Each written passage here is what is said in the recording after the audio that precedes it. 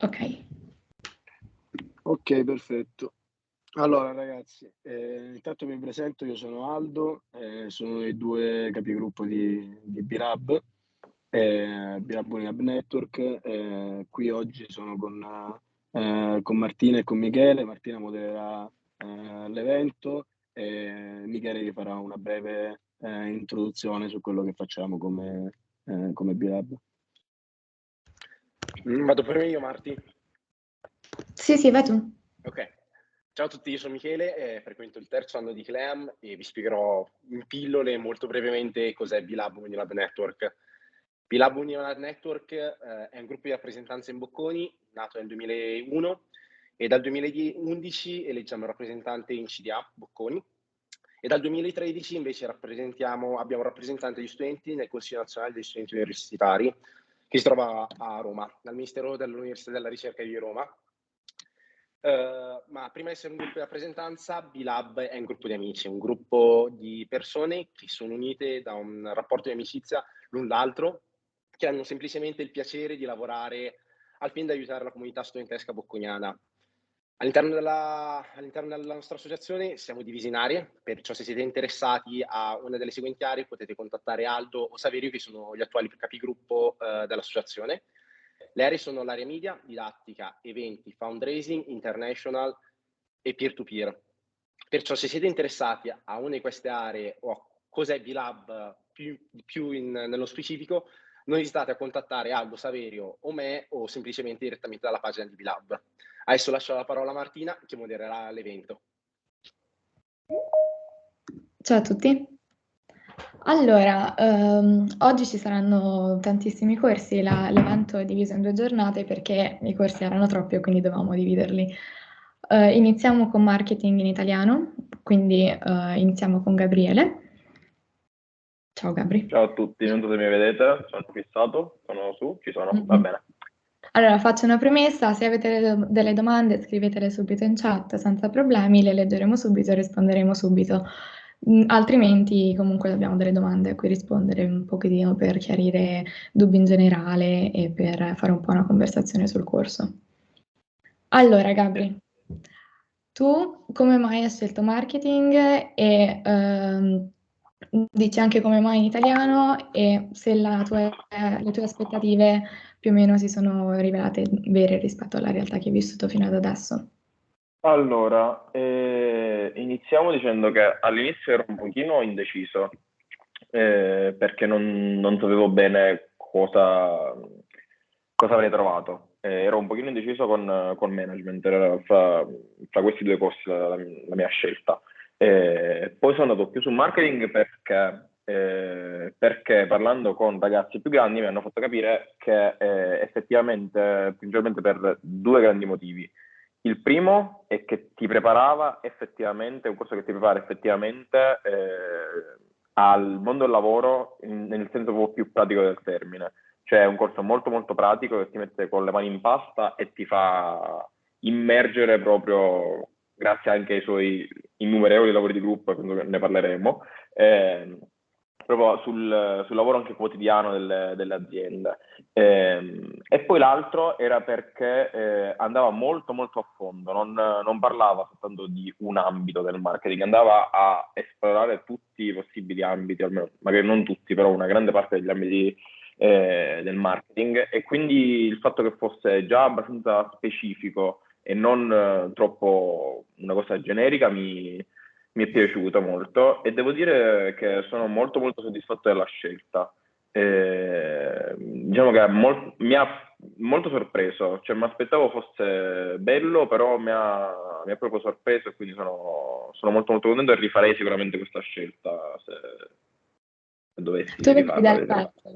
da questo, se vogliamo andare a vedere un po' il tuo background, è molto diverso, quindi Sì, esatto, perché non l'ho detto, però ho fatto CLEF in triennale, quindi economia e finanza, però avevo capito, arrivato alla fine, che non volevo continuare con con la finanza in magistrale, e quindi ho virato verso qualcos'altro, ma semplicemente per la mia attitudine, per gli argomenti che mi interessavano, non perché avessi qualcosa contro la finanza, assolutamente, però una questione di interessi. Mhm. E invece a livello di esami, come ti sei trovato? Allora, esami bene, perché la cosa molto interessante e molto internazionale, direi, è che in quasi tutti gli esami c'è almeno o un lavoro di gruppo o comunque degli assignment, cioè quindi hai la possibilità di costruirti il voto in itinere, e quindi non hai il peso, il 100% dell'esame il giorno dell'esame, che è una cosa appunto molto internazionale. L'università in tutta Europa e in tutto il mondo è più verso questa modalità, la creazione del voto, e credo sia più, diciamo, meritocratico, cioè tu stai al passo più con l'esame, costruisci il tuo voto durante i mesi con lavori di gruppo e assignment, e alla fine magari il voto rispecchia più quello che hai imparato a 360 gradi, e non semplicemente il sapere gli argomenti il giorno degli esami. Che è una cosa molto molto importante, perché cioè, i lavori di gruppo che sono presentati assieme comunque al voto dell'esame sono lavori anche molto molto importanti. Cioè, abbiamo adesso in questo secondo semestre una materia che ha il 100% del voto con il lavoro di gruppo, quindi una cosa molto, molto importante, e appunto ti dà l'opportunità di crearti appunto il voto durante i mesi e non il giorno dell'esame.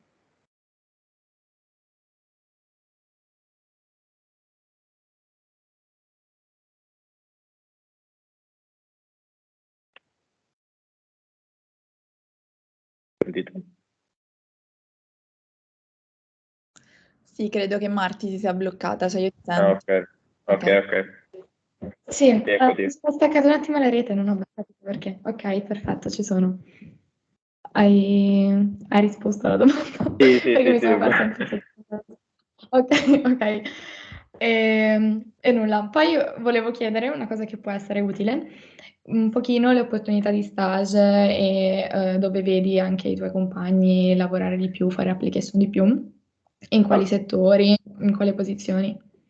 Ok, allora, settori, dico subito, tutti i settori, perché in tutti i settori, a parte magari quelli più tecnici e quelli più settorializzati come la finanza, e ti direi questo, cercano figure nel marketing. Quindi sì, qualsiasi settore c'è sempre la richiesta, i team hanno bisogno di queste figure. E la cosa interessante, ragionandomi al punto precedente sui lavori di gruppo, è che sono le aziende a proporci questi lavori, e poi spesso e volentieri magari i progetti che più gli piacciono ti contattano, magari i progetti dei vincitori dei vari contest che lanciano, ti contattano e ti danno l'opportunità magari di fare dei colloqui, o amici che sono stati presi presso aziende per cui avevano fatto lavori di gruppo, L'Oreal, Nespresso, Nestlé, quindi cioè, anche aziende molto molto grandi, e quindi sì, cioè, le figure sono ovunque nel mercato, per cui non ti saprei dire un settore in cui c'è più richiesta. Diciamo che è abbastanza variegato l'ambiente. Ok, però figo che fai lavoro di gruppo e poi l'azienda ti chiama, cioè è bella come cosa. Sì, Anche no, ti il senti fatto di proprio presentare vicino l'azienda è bello, questo aggiunge ancora di più.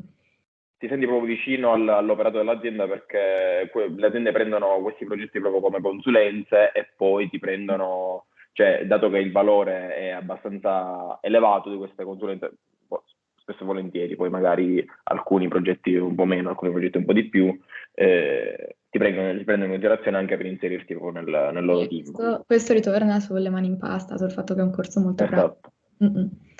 E invece per exchange double degree, come si è messi con mete, Allora, nozioni? per double degree ci sono, se non sbaglio, 6 o 7 università, una in Canada, una a Monaco, e poi una in Australia, e le altre onestamente non mi ricordo, però erano 6-7. Invece per l'exchange è un po' come il CLEAM in triennale, cioè non ci sono posti riservati, a parte università in Messico, cioè un posto riservato almeno quest'anno, però non ci sono limiti per la quale, cioè dove vai riesci a trovare esami convertibili. Quasi tutte le università del mondo hanno esami di marketing nei loro piani studi, quindi non è difficile trovare esami convertibili, ma non c'è nessun posto riservato, a parte quell'università che dicevo. Per cui sì, vengono presi non tantissimi, anche perché non sono tantissimi a chiedere, c'è abbastanza gente che invece si ferma, magari cerca uno stage al primo semestre, al secondo semestre di 6 mesi. Magari Virginia poi vi dirà invece la versione inglese, che può essere differente da quella in italiano, però appunto ecco, è un po' come il CLAM in triennale, se vogliamo fare un paragone. E invece l'ultima domanda, comunque per qualsiasi dubbio scrivete davvero in chat, nel caso contattatelo dopo, Gabriele Pulizzi. Sì, potete anche scrivermi quando volete, vi rispondo.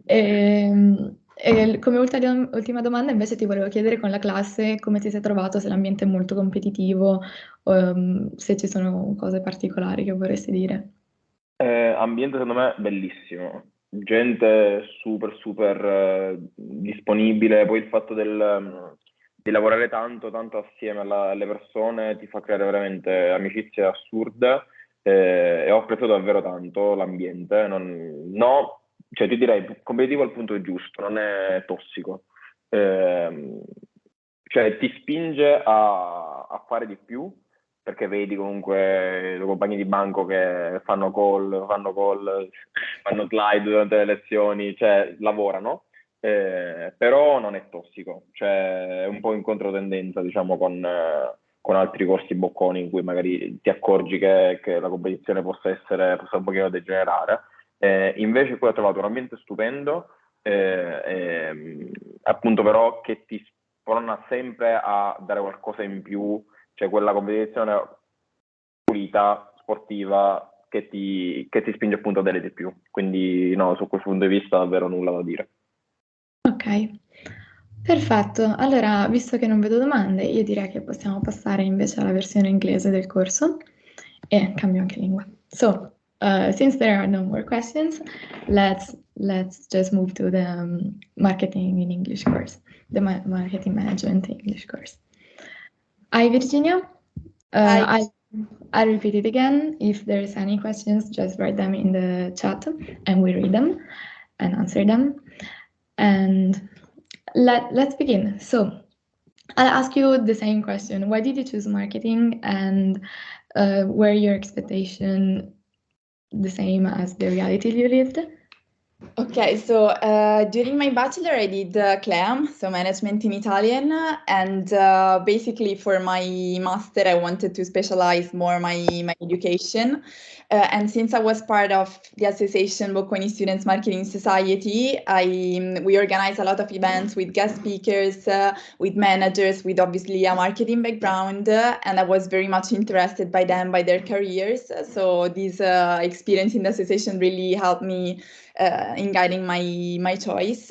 And then also I asked information to past students, and I really liked the environment, how they were talking about the environment, and also the practical approach of the course. So this is the main reason why I chose marketing. Why marketing in English? Because well, I wanted to study during my bachelor in English already, doing BM, but I didn't enter. So I really wanted to use this occasion to study in English, and also to be basically in an international environment. So having the chance to meet people from all around the world, and this actually really happened in my group of friends. We're really mixed, like there are many nationalities. My expectation, okay, so at the beginning I was a bit, there was kind of a cultural shock, let's say, because coming from an Italian course, the approach is completely different, in my opinion.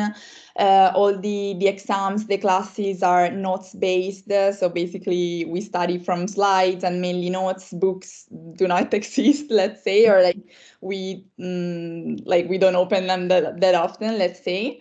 So the approach was a bit different, but overall I'm very satisfied, and my response really changes based on the courses. So there are some courses that have been delivered like perfectly, they're amazing. For example, from this semester, brand management. But then there are some other courses that, in my opinion, have been a bit like not the best, but for one main reason. Basically, there is this course that is strategic marketing and analytics. And for module 1 and module 2, one in one semester and module 2 in the second semester, and there have been very new professors, so like they don't have like much experience, and you can understand that. But of course, overall, I'm very satisfied. And another weak point, I would say, sometimes it's maybe the English of the professors. It's not because a lot of them are Italian. So it's not, the best, but still, like You're not the first one that tells me about that. That tells me that about the English of professors. For the second semester, for the professor for second semesters, really no problems. Like their English is super fine. But from first semester, I would say like we had a bit of troubles. But apart from this, I'm very satisfied because also, as Gabriele was saying, there is a very practical approach. We present in front of companies. There are, and these are like great occasion to network. So yeah, I'm satisfied overall. Yes, I'm happy with that about that for you. And what about the exam? How did you find them? Also, you've already talked about this like learning shock, changing your learning method, but yes, exactly. Also, as Gabriele was saying before, all the exams, apart from 2 subjects basically that are legal issues in marketing and in industry analysis that are written, that are exam based. All the others have both a written exam and group projects or assignment.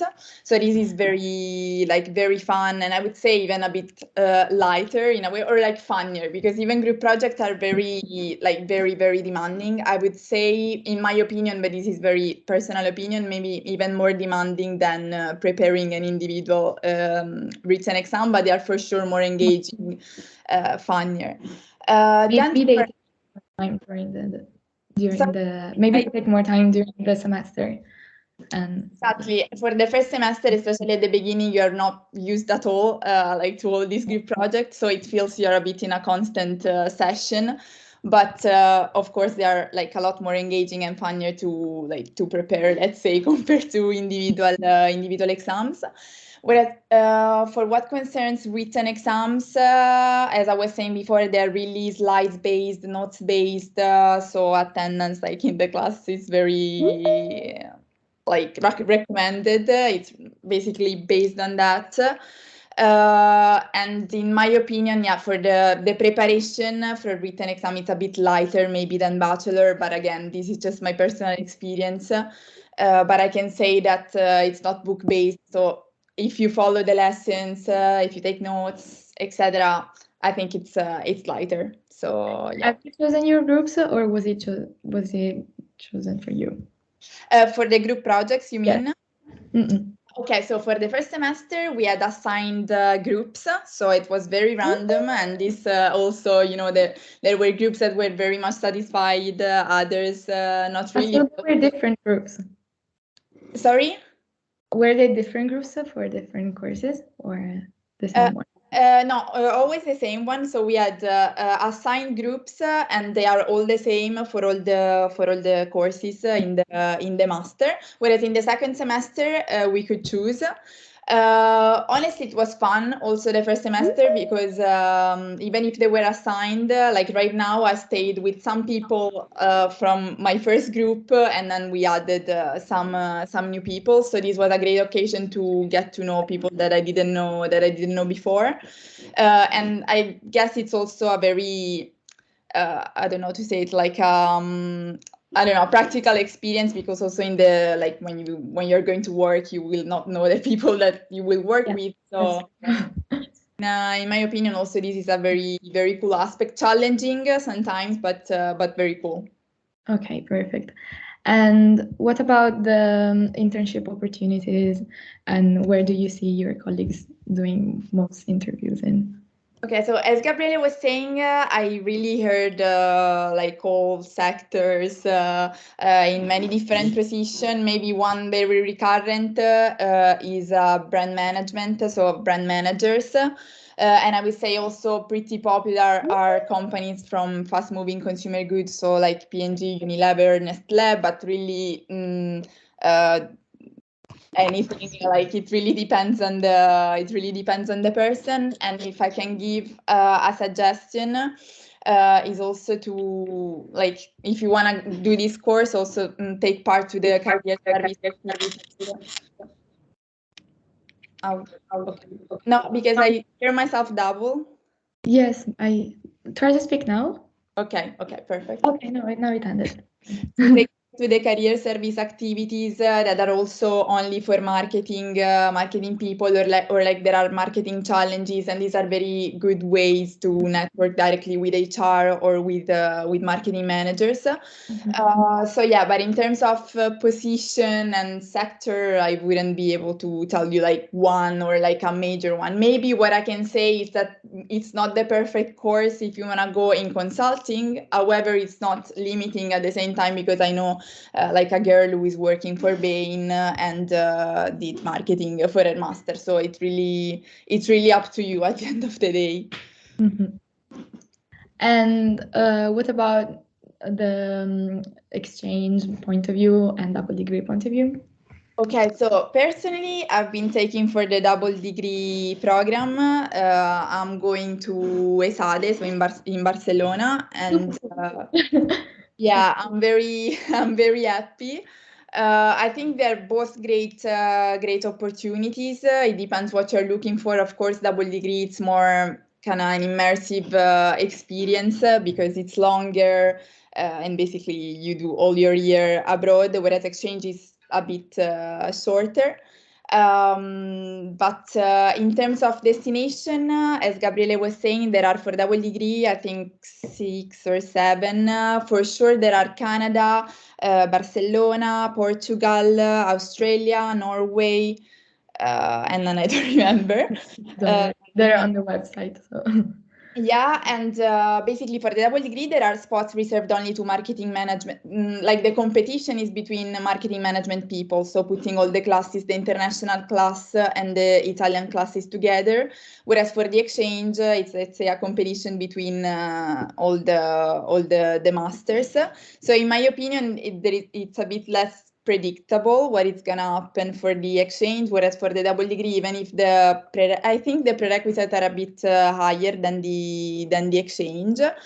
However, you can expect a bit more, you can predict a bit more where you're gonna go, whereas for the exchange, because of also the multiplier mechanism for the selection, it's a bit less predictable. But I don't, like in general, I think they're both great opportunities. I saw there was a question in the chat. Yes.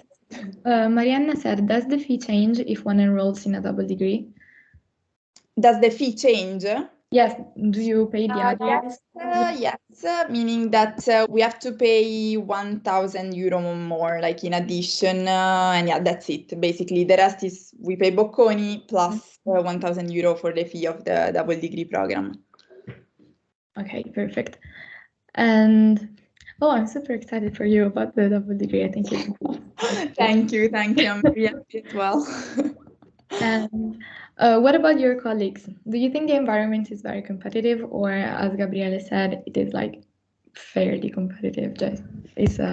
No, it's really, as Gabriele was saying, I think that, and also this was one of the main aspects that drove my choice at the beginning, because I was a bit terrified by people doing other masters. Maybe like my colleagues later will tell you something different, but I can tell that even talking to my friends doing other masters, I feel there is a completely different approach. Also, maybe because we do group projects together, so basically half of our grade is based on on teamwork, but also in terms of individual studying, I see like a lot of collaboration. Really, there is a healthy competition, like that there should be basically everywhere. And it's also very international. I don't know if maybe we have, no, I don't want to say like stupid, like, I don't know, I was gonna say like we have a higher percentage of international people, but I'm not sure of that, so just that. But that was also very, very, very fun, like meeting people from all around the world, also double degree student who maybe stay only for 1 year. But yeah, it's very stimulating and the environment is highly suggested. Okay, so there's plenty of questions about the double degree, but do you know if you just need to pay 1,000 more just for Barcelona or also for other destinations? I think it's for all the destination, but I have to double check. But I think it's for all the destinations. Okay, and about the double degree, is it really hard to enter, or do you see that the demand is not too high, so people that apply does normally enter? Okay, there are some requirements that you need to respect that I'm very bad. I don't even remember. I think there is a minimum grade for your bachelor grade that should be maybe 105 or something like that. But honestly, I have to check. So just text me even on Instagram or via email or whatever, however you want. And we can talk about it. But as I was saying before, so for exchange, it's very unpredictable because there are a lot of people applying for exchanges, trying to go for it. Whereas for double degree, let's say the competition, it's tougher because the requirements are a bit higher, but at the same time, a lot less people apply.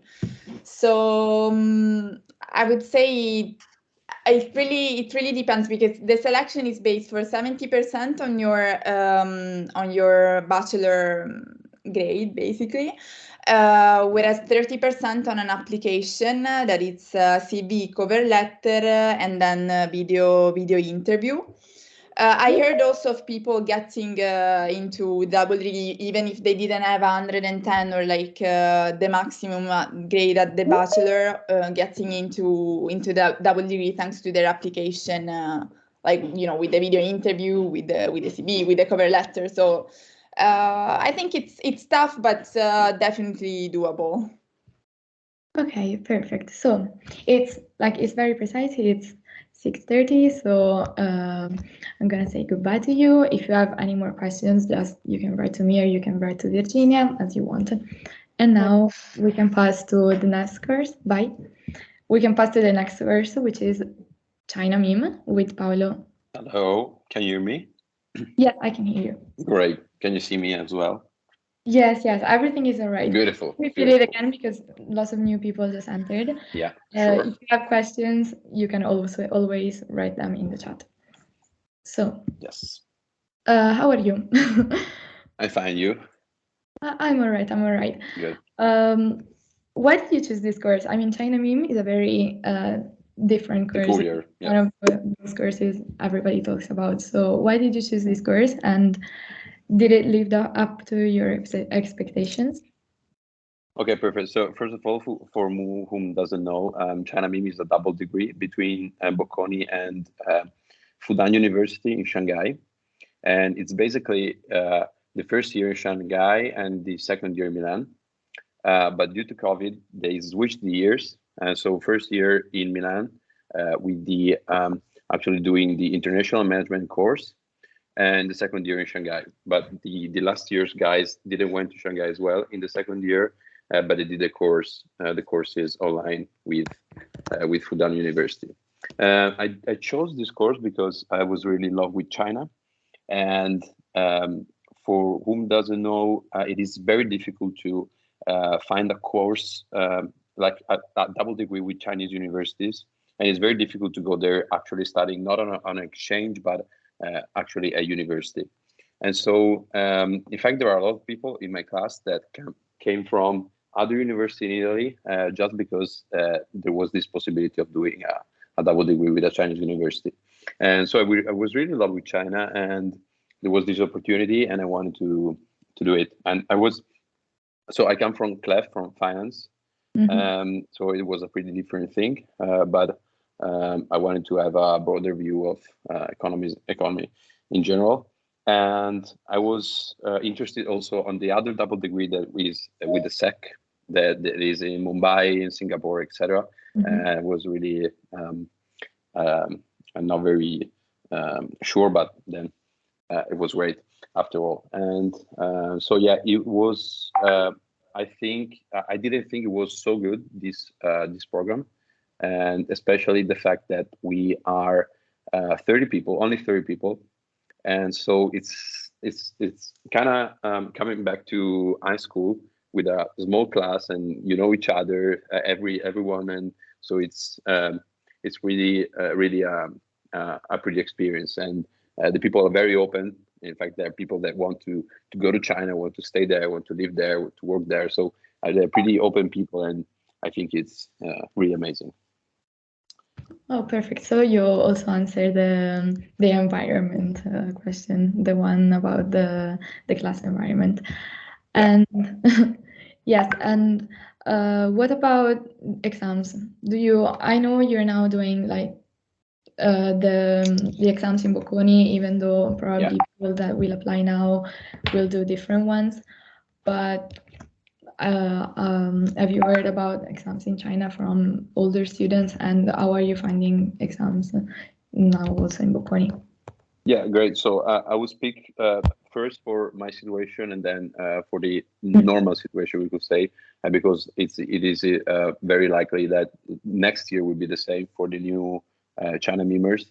And so it is, I speak like it's the same experience as Virginia said, because I come from an Italian course where everything is exams, and you have no group work. So it was pretty tough at the beginning, because you have five subjects, and all of them have group works, and so and they're really, really tough. The exams itself are not very. I mean, they're difficult. I mean, we're in Bocconi, so they are difficult. But I didn't study like I studied in the undergraduate, if I have to be honest. They are different. So the workload is lower because of the group works, but you have less time to study them because of all the teamworks, etc.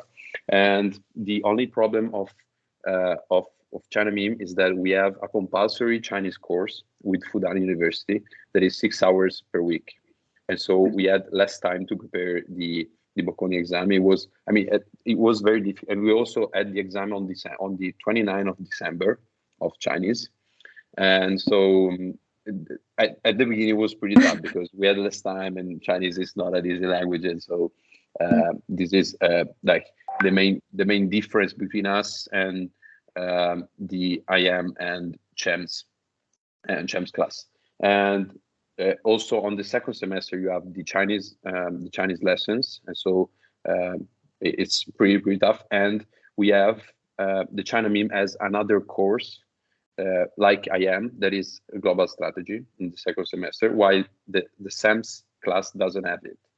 And we are in the how class many exams do you have in the first semester? We have 5 plus Chinese and plus the second language. So there are 7 exams. So this was tough, I have to say. And so if this remains the situation, you have to expect a pretty tough year, but it's really rewarding, and it's very different from undergraduate, and you can learn a lot of things. And from what I know about the normal situation, the exams in China are not as demanding as in Bocconi. I know that there are more, there are also group works, but they are like, there are some days where you have to stay from 8 a.m. to 8 p.m. doing this group work. So they are really clustered in some days. It's not a continuous thing. But I know from the last year class that they've been doing for 1 year, the courses online with Fudan, and I mean they weren't so great, to be honest. There was like optional course and compulsory courses. They were not very great, and I mean, online is always not the best way. And most of them work now, so they have to work and be aligned with Fudan and etc. So if you are applying now to China, maybe you will likely expect to do the first year in Milan and then the second, hopefully, in Shanghai. And so this means that you take part to elective courses, basically. Yeah. In Shanghai. Okay. In Shanghai, yeah. Mm-mm. And you were saying that lots of students were working. So I'll ask you again. Which are the main sector, the main industries where students from China Meme works? Okay, so it is really aligned to the management, IM, and SEMS. There are no different except the fact that SEMS has their own portal where they can find work. So it's easier. They have more opportunities. It's good because that is the sense of the course. And so there are a lot of people in consulting from Accenture to BCG, the usual. And a lot of other people doing like Procter and Gamble, L'Oreal, so the usual companies, and also Amazon and etc. I have to say that from it, like this is speaking for last year students and etc. For our class, we are in 30 and we have 4 people in Amazon, so they're starting in June. 6 months, because it's likely that we're not going to China, so we have to edge.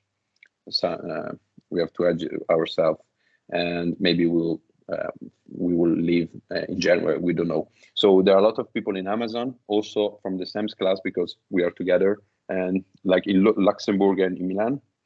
And there are some people already like in Prada, Gucci, and etc. Also like cosmetic companies. I don't know the names, but it's really the same. They apply through the usual thing, LinkedIn and etc. And we have the benefit of having the job career of international management. So we have a lot of mails from Francesca D'Agostino. That is the actual contact with all the companies. We have a lot of mails with networking events, various meetings, etc. And so, I mean, everyone gets a job, and I mean, yeah, international management students are really wanted.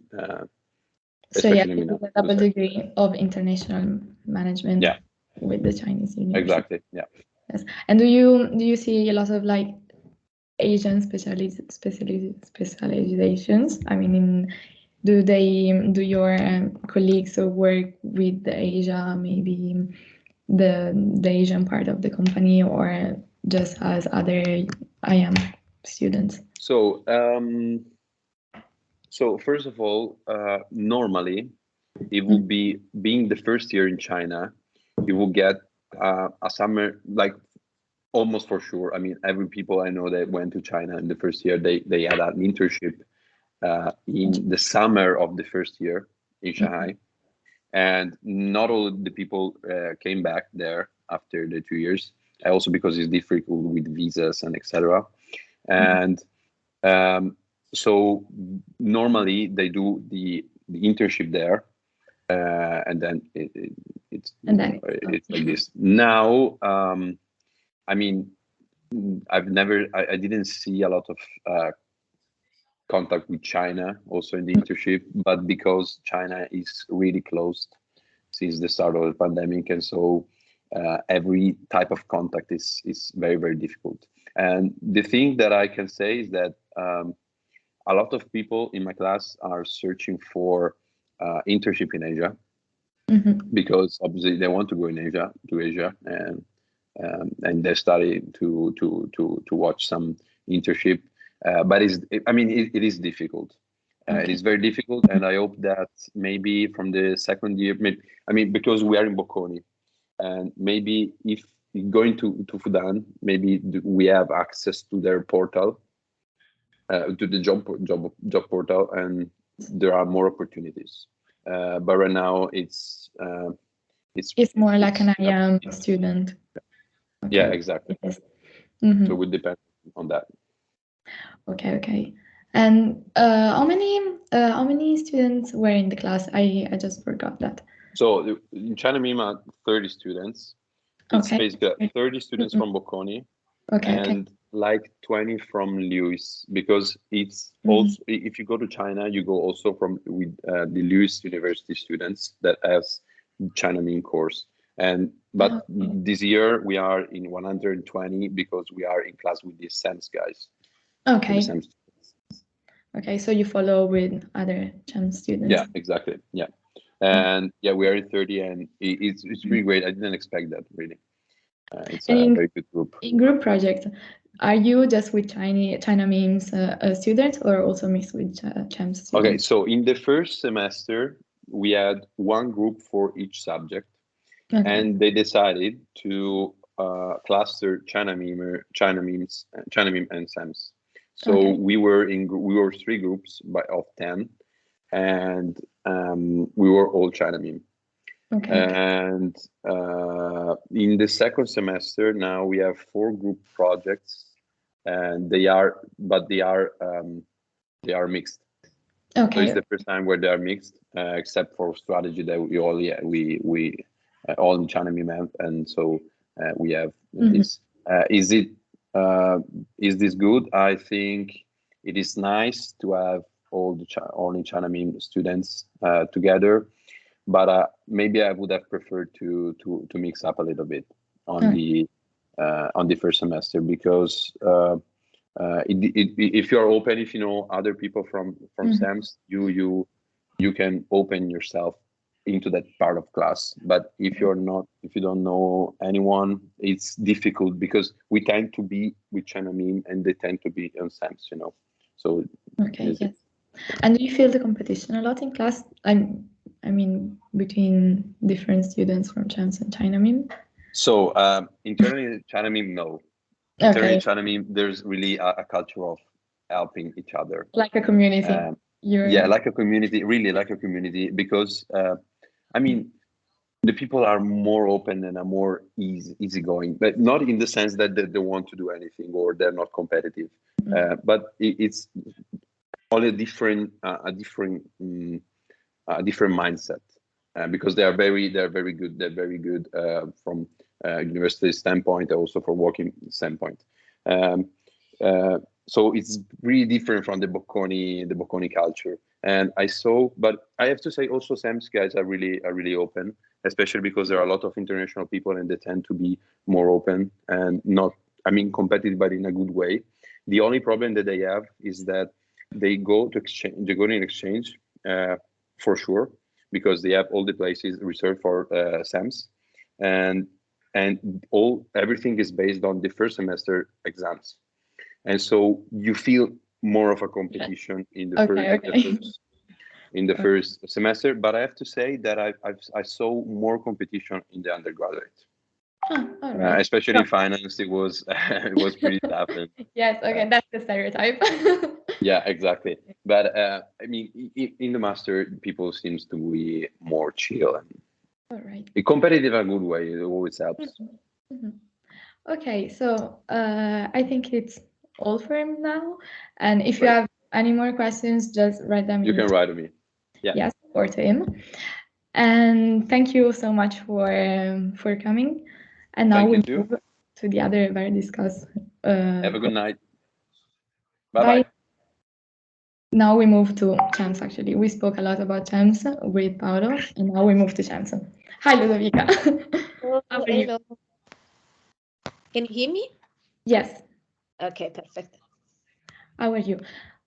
I'm fine. I'm in Canada at the moment, and it's almost 1 p.m. So I did. I haven't actually realized that I make you stay. No, it's totally fine.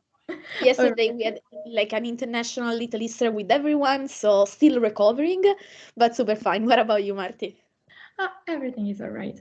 Perfect. So, are you happy with chance? You're the first second year students that we're like interviewing now today. Okay. And are you happy with chance? And why did you choose it at the beginning 2 years ago when you applied? And did it live up to your expectations? Yes, so as you said, I'm a second year student, so I'm basically almost at the end of my academic career in Bocconi. And yes, I'm pretty happy about the SEMS program.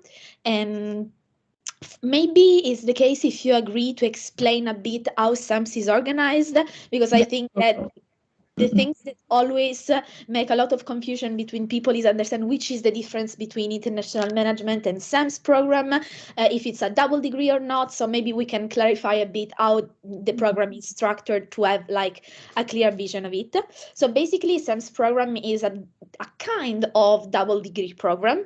I say a kind of because in the end we are not going to have 2 degrees, but we have the international management degree from Bocconi plus the SEMS diploma, because the SEMS Alliance is basically a huge network of schools, but also companies that in the end of the 2 years gives you this kind of diploma, okay? So basically, we are international management students. So I know that after me, there's going to be an international management student that can go pretty in details about how international management is structured. Exactly what he's going to say is valid also for SEM students, because especially in the first year, we are in 2 different classes, because we have class 6 and class 7, one for EM students and one for SEM students plus China meme students since 2 years from the coronavirus pandemic, basically. And we do exactly the same stuff. So the first year is exactly the same courses, also same professors, same exams. We are international students, totally international students, international management students. What changed is from the second year onwards, that is called SEMS year. And basically, we continue to follow the international management program. So we have to do, you have to complete the Bocconi study plan and so on. And also every kind of like mandatory courses required by Bocconi as international students. But then we also have plus activities for the SEMS program. That means, for instance, 2 seminars, one at the beginning of the first semester, one in the second semester. We have skills program that are basically really short programs, like 1 or 2 days, really specific in some skills that you want to develop. And then the 2 most important things that are also the reason for which I decided to choose a SEMS program 3 years ago. Are basically the fact that on the second semester, you're going to have this business project. It means that basically whatever is the university in which are you attending the second semester, that can be Bocconi or your exchange university, this university is gonna organize for you a business project with your colleagues with different kind of companies. Just to let you understand, for instance, I completed now my business project with Nokia in Canada, and it's basically 3 months of consultancy for the company. And it's pretty nice because you can really do a professional experience with a company, and quite always the companies are part of the SEMS Alliance, so really well-known companies. And you don't have basically to put effort in find this job because it's the university that finds it for you. So it's pretty cool.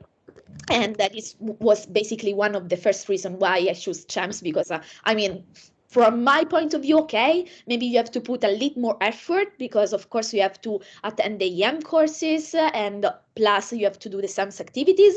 But in the end, you're going to have like a kind of free internship. That's pretty nice, to be honest. And the second reason why that from like the other side is maybe the reason for which a lot of people do not choose CHAMS is that we have a mandatory semester abroad. It means that in the second year, so during the SEMS year, or at the first semester or the second semester, we are supposed to leave Bocconi and live 1 semester in one of the university in the SEMS Alliance that are both European and not European. And yes, it's mandatory, so you cannot decide not to go. there's a list of universities, and based only on your GPA of the first semester, and that's what the guy of the China meme was referring to. That's why it's pretty competitive the first semester, because it's only based on that grades. You put all the university in a list, in a ranking, and you're going to be assigned to one of them. And I know that it's pretty scaring. I received a lot of texts also from other students, but what happens if I go to a university that I don't like? You can do anything. You basically have to go there. But at the same time, the cool stuff is that the Alliance, in my personal opinion, is really made of really, really good and well-known universities all around the world. So there's not like bad luck to go in a university that is not like well performed. Yes. And this is the mainly characteristic of SEMS. So this business project at the second semester, mandatory exchange, plus internship that must be during summer. So we cannot do internship during the 2 years, and has to be abroad. So cannot be in Italy. Okay. Okay. And are you happy with that? I'm super happy with that, because SEMS is known in Bocconi as a really competitive course and so on, but honestly, I felt the competition. In my bachelor, I never felt the competition, to be honest, never. And the first semester, let's say yeah. At the first semester SEMS, I start feeling the competition, to be honest, because everyone wanted to really well perform. But at the same time, what I really liked is that the class is full of super smart people. Of course, it's going to be the same in all courses. I'm just talking about my experience. So it's a kind of competition that's good, because you can know that you can always learn from other people, and it's pretty interesting. And I'm happy because I can say that these 2 years I've done more than just courses at Bocconi. And that's what I was looking for when I applied for my master, just gain experiences also, I mean, besides of academic ones. Mm-hmm. It's a super good thing. And what about the exams? How did you find the exams compared to the bachelor? Okay. Maybe your expression, just explain that. Other than bachelor, I mean, it's super subjective, guys. So I know friends that had more difficulties in doing the bachelor because it was maybe the first years and they had to like get known the university and find his method. For me, SEMS was a bit harder than the bachelor, especially because it's like you need time management skills. That's especially in the first year, because we have 5 courses in the first semester, 5 courses in the second semesters, and you have more than one group projects for each of them, the final exam for each of them. So it's not like it's not hard if you consider this specific subject is everything is possible and is doable. But if you put all of them together, it becomes a bit more difficult to manage all the stuff and like well performed in all of them. But I would say that the preparation is pretty good because you have, of course, a focus on management, and that's why most of us are going to be consultant, because I think we are really prepared for this. But at the same time, we received an open preparation also to other subjects, and you can decide to go to finance. For instance, I'm going to work in finance, but also to corporate. So it's really nice. Exams can be hard, but in the end, it's worth it. Okay, it opens lots of opportunities. Yeah. And what about the group project? Because before Paolo told about the various number of group projects. During my year, because they changed, they like to change everything. And always during my years, so last year, basically, we were mixed. So we had group projects with the China meme students and some students. It was pretty cool because you could basically also see different perspectives from everyone. But I mean, yes, group projects are a lot. Mm-hmm. Like basically, yes. Do you have like a class just for TEMS, or are you mixed with the IM students? Also, these they changed during the years. At the beginning, some years ago, we were mixed. since I would say 2 or 3 years, we are divided into class. There's the international management class and the one that is supposed to be the SAMS class, but now is SAMS class plus China meme.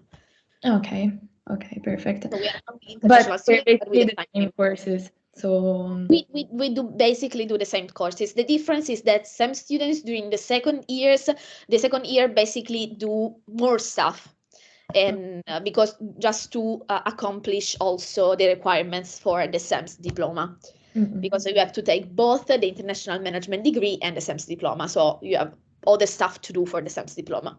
yes. And if somebody has questions, you can always write them in the chat or write to Ludovica. So waiting for you.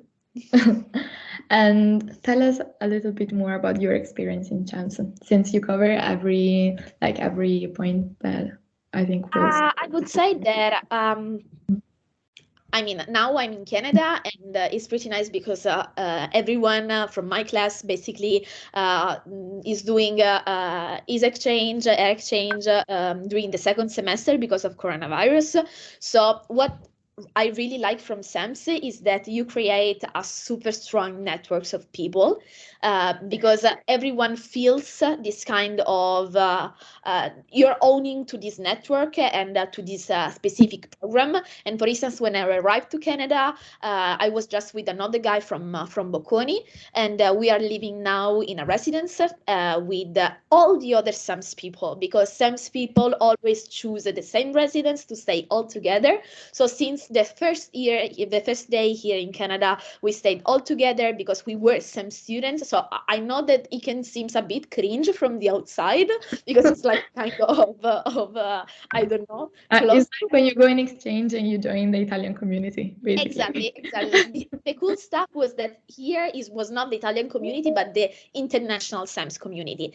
And you really feel it.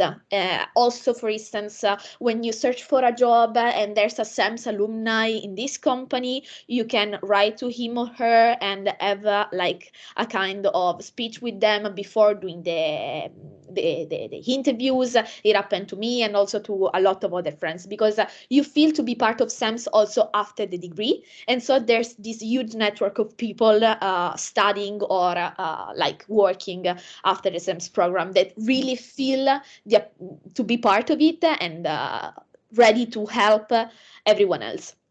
So this is another pretty cool stuff, to be honest, that can also help you to find a job or to take like decisions for your own life. Yes, it's a pretty new thing. It's the first time I heard it. Yeah, and the funny stuff is that we are gonna have basically we have these double degrees, and there's one in Bocconi, one outside of Bocconi, that is with all SAM students all around the world in a specific location that is decided year by year, and we are waiting for it, like to see all each other from Bocconi, from Canada, and from all other universities. So it's pretty funny, I would say.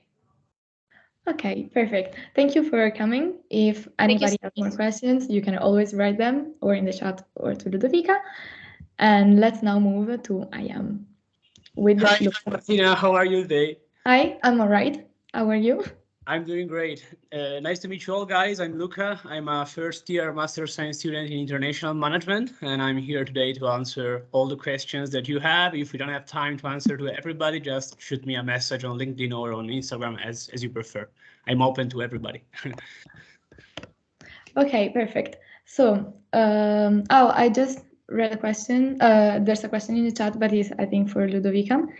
Okay. And so if you're still here, can you answer maybe in the chat? So of course, no way. Okay, perfect. Thank you. And okay, Luca. So why did you choose I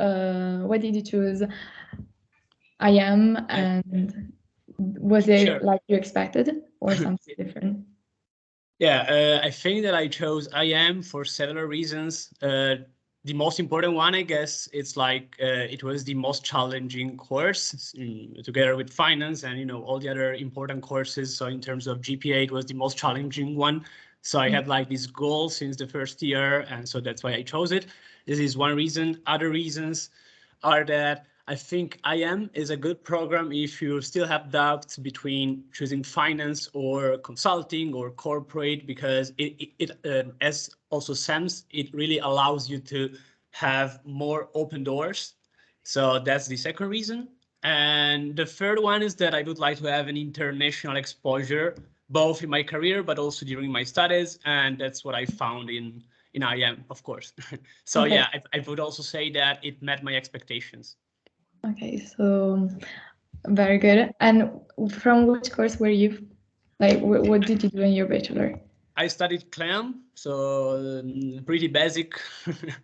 Oh, I'm studying CLAM too, so don't worry. Okay. Like, Yeah. lots of people are studying CLAM. Yeah. Everybody is doing Yes. CLAM. And I would say that what you study in IM, but also in SAMS, it's somehow the same thing. So there are some new things that you study, of course, but a lot of them are like you study them a second time, basically. Okay. So the subject, the topics are mostly the same. Yeah. I mean, it's like management, it's Yes. of course supply chain management, finance. Yeah. Which were the main differences from, like, if you think of the master program from your bachelor, also in exams? Sure. So first of all, I would say there are a lot of group projects, both in SAMS and in IM. You have like a lot of group projects. I'm underlining this aspect. So as Ludovica was saying, time management is super important. And so that's the first difference. The second one is that in terms of exams, there is like one exam that is like you have to be lucky to get a good grade. Let's put it this way. Which exam is one? It's performance measurement. I mean, this year it was performance measurement. So, I mean, you needed to get to be very lucky to get a good grade. But don't be scared by this because dei corsi della magistrale. I think somebody qualcuno ha il microfono acceso. Yeah, I think it's Michela Neri. Okay, perfect. And yeah, I was saying about the exams. I mean, a part of that, the level, in my opinion, is basically the same as the bachelor. The main difference is that you have a lot more group projects that also account for like 50% of the final grade. So that's the main difference, in my opinion. Okay, so like a lot, the 50% is a lot. It's way more what we're used in the bachelor. Exactly, yeah. And yes, so, and for the subjects, did you expect them to be like this, or did you expect something different? Yeah, I mean, I expected to be like this. In my opinion, I chose management also to not focus on something specific, as I told you. So you can study from supply chain management to finance to managing organizations. So you study everything as we did in CLAM, basically. Yes. But that's an advantage, in my opinion, because as I told you, it allows you to have like more open doors than later. And can you do some example of internship your colleagues are doing or are applying for some? Sure. Sectors? So as Ludovica was saying, there are like 3 routes that you can follow. You can do consulting, and I think most of the people that study IM will end up in consulting, but you can also choose finance. And of course, also corporate. I don't know the percentage of people that will end up in finance, consulting, or corporate, but these are 3 available options for everybody. Okay. Do you feel like the competition with the finance students, or do you do like different things in finance? Because I mean, I don't think there is like a competition with finance. Okay. No. The point is that maybe they are like they have more knowledge about finance than us, of course. So maybe we have to study on our own the things that they study in the course. But still, the demand is like for IM students in finance, it's high enough to get the job that you want in finance if you want it. Yes. Oh yeah, sure, yeah. I think so. I mean, it really depends on the person. Yeah. Okay, And for international experiences, what do you think IM can offer between exchange and double degree? Sure. So before moving to exchange and double degree, I would say that the international exposure is already in your class. Then it's up to you choosing between like staying only with Italians rather than hang out with like international students, as I'm doing, for example. But in the class, there is like a 40% of international people and 60% of Italians. So you already have the option while you are in Milan, I would say. And in terms of exchange and double degree, so you can do a double degree as it's available for the other courses. I would say it's pretty competitive because there are a few spots, so you need to have a good grade and good CV and everything. And in terms of the exchange, okay, that's like a particular point to mention because for this year we had like a very bad multiplier. I don't think that all the people that are listening to us know this, but during the master, when you apply for the exchange, a multiplier will be applied to your GPA. So if the average GPA of your course is very high, this will have a negative effect on your GPA. For example, in IM, we had like a 0.93 multiplier, while in AFC, I think they had like a 1.07. So this basically means that if you have a 29 as a GPA in IM, you will be you will end up with a lower rank than someone that has 26 but comes from AFC. So that's, you know, a disadvantage in my opinion. But on the other hand, it's also true that there are a lot of spots that are reserved for IM. So you still have the possibility to go on exchange, of course. Yeah. Okay. And since I don't see Ludovica's answer here in the chat, we can maybe answer to this question if you know Sure.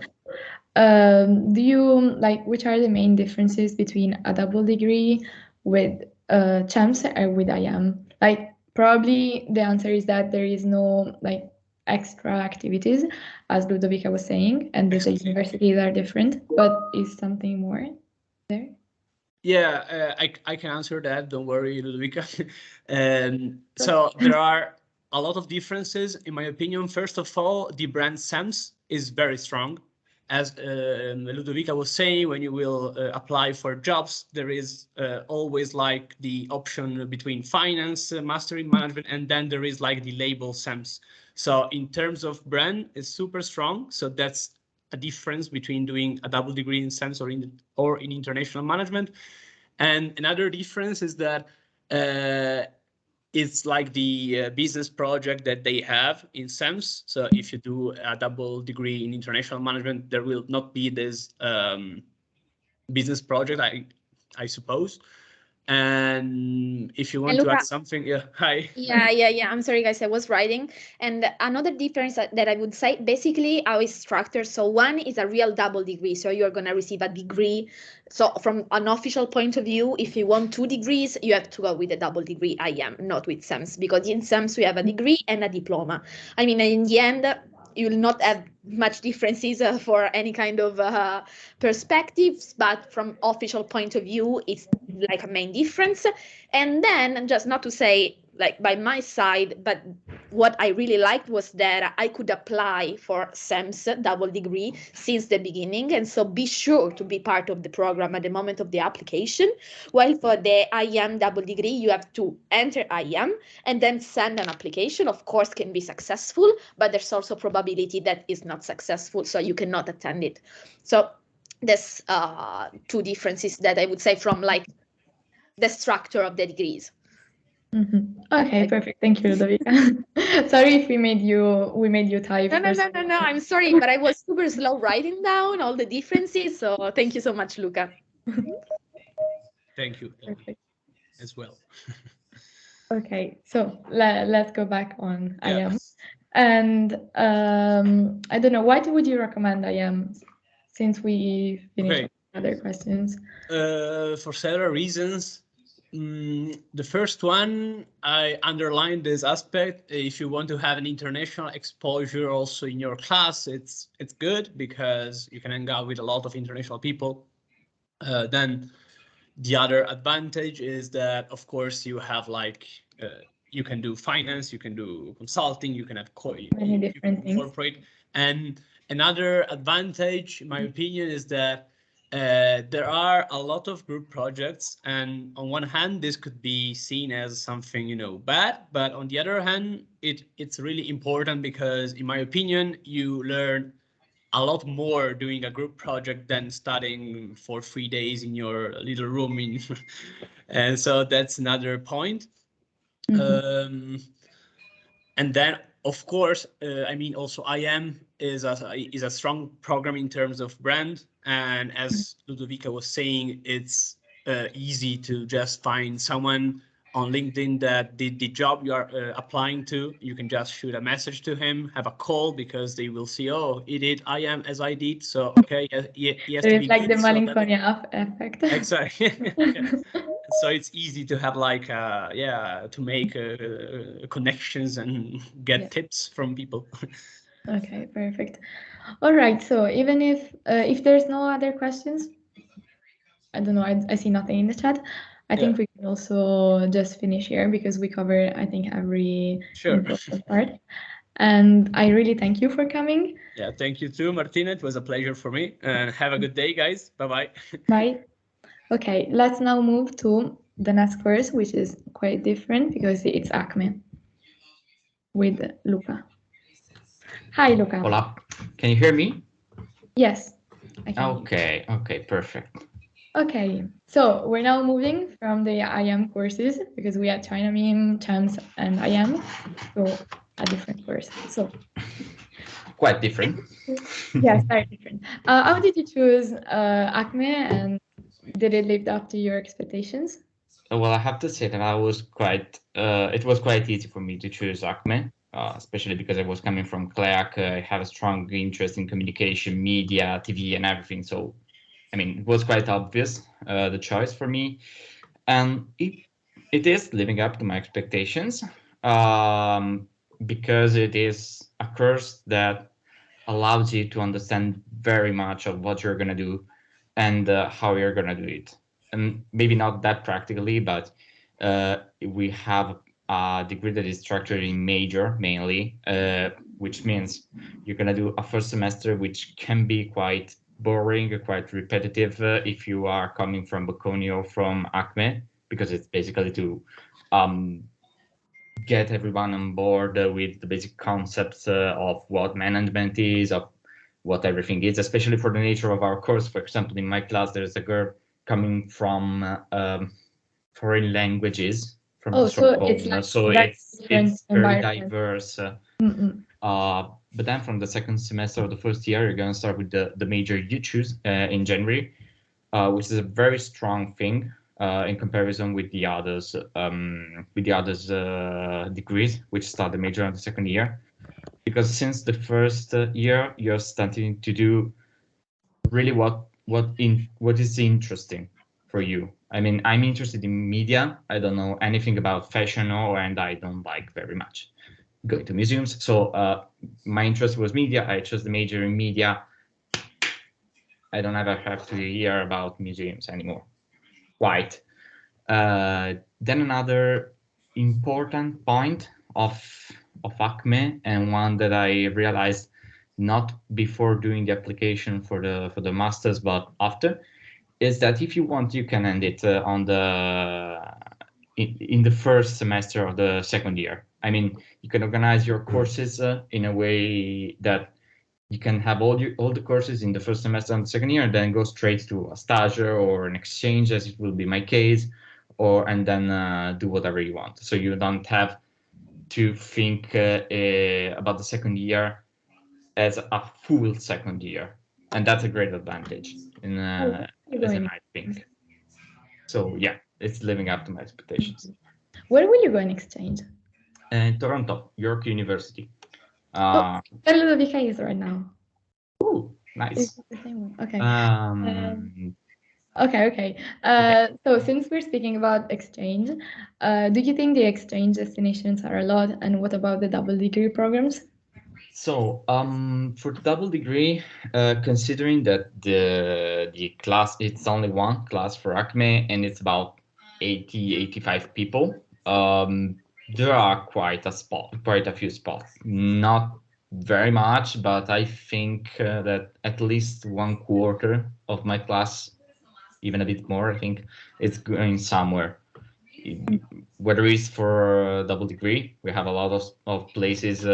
We have 4 places in Copenhagen and other 4 in HSC in Paris, if I'm not wrong, plus 1 spot in Montreal and Dallas, which is combined. It's quite strange that. And these are the double degree. Yeah, these are the double degree destinations, which are only for ACME. And this is quite good, even if it has its downside, which is that you're not able to continue in your major if you do the double degree. Okay. It's quite difficult, especially for destinations like Copenhagen, which does not have all these arts and arts management courses. Plus, another disadvantage is that if you're not choosing Copenhagen, the places in Paris are all in French. So you have to know French very well. You have to have a B2, if I am not wrong, as a degree. And the place in Dallas requires GMAT for this year. So for example, in my year, nobody is going to Dallas next year because nobody with GMAT applied. Quite an adverse selection problem, but that's it. For exchange, we do have some reserve spots, and they are, I wouldn't say quite a lot, but they are a good number. I mean, at least 15 spots are reserved, if I'm not wrong, mainly in Europe, so Rotterdam and ESSEC. 3 are reserved in Dallas and some other one in Sydney, if I'm not wrong, and some others around the world. Can you also apply for spots where you're not reserved, or just? Yes, of course. York University is not reserved for ACME, for example. It's just recommended, and yeah, I applied for that. I mean, you can still have exams in common. Yeah, exactly. Yeah. I mean, I'm trying to go by memory, but I think that in my my exchange application on only 3-4 places were reserved for ACME. Because yes, we are a course about art management, about culture, about everything, but they are still a management course, and that has to be very clear. We are not less than management. We are management for. So it's even more complicated than management, I would say. Okay, so then I also wanted to ask you about the exams, if you see some differences, like about exams, if you see some differences for the bachelor in the approach also, and because you're from CLAC, so the subjects more or less are going to be similar, but in the approach, and you also changed from an Italian course to an English one, so tell me a little bit more. For, I don't know if there are any, but for CLAC students, it might be a bit disappointing in the first semester and for some exams of the second semester, because it will be quite a repetition of the bachelor. Not a complete repetition, because you go much more in depth in some concepts and you change completely the approach, because it's 90% group works. I mean, we have group works even for statistics. So really, okay, yeah, strange, but okay. Quite on group works, and that is very useful, I have to say, because you have to do some very industry specific things, but really industry specific. And I mean, starting from the second semester instead, things are gonna be much more interesting, even talking about exams, because with the exams of the major, you have quite some very, very interesting things. I mean, they are all very much about group works. There are a lot of them. And are you assigned to groups or do you choose them by yourself? Depends on the exam. Some would say the majority of them you can choose, especially in the first semester. Then for some others you are assigned randomly. But okay. And what about the environment in your class? Since you are just 85, you know each yeah, other. we know each other very well. Is it is it something that makes the competition grow or just makes the competition less strong? I mean, we're in Acme. I wouldn't say there's competition at all. No, I mean, a bit of competition, of course, is there because we have to be fair and square. So a bit of competition is there, but I would not say that we are a lot competitive and everything. That's a really good environment on my side. It's international. I think that most of my classmates are international. I wouldn't say 60-40, but 50-50 for sure. A lot of exchange coming from other universities in the semester, so it's really international. You can meet people from the most disparate backgrounds. I have people coming from that have done the Bachelor of Journalism, foreign languages. I even have a Chinese girl who has studied Italian culture in her bachelor. So it's really a place. I guess. I mean, Italian culture is such like a wide topic. How can you? Yeah, I wouldn't even know that there was a late bachelor in Italian culture, but yeah, it's really, really enriching as an experience. Okay. And also, I have to say it's very stimulating because all the people are doing something. I mean, it's very stimulating. It's not just about universities. It's not just about studies. No. Out of 85 people, I would say that in my class, at least 50 are either doing something as an internship or as associations and everything. At least 50. So yes, it's full of very different stimulations, basically.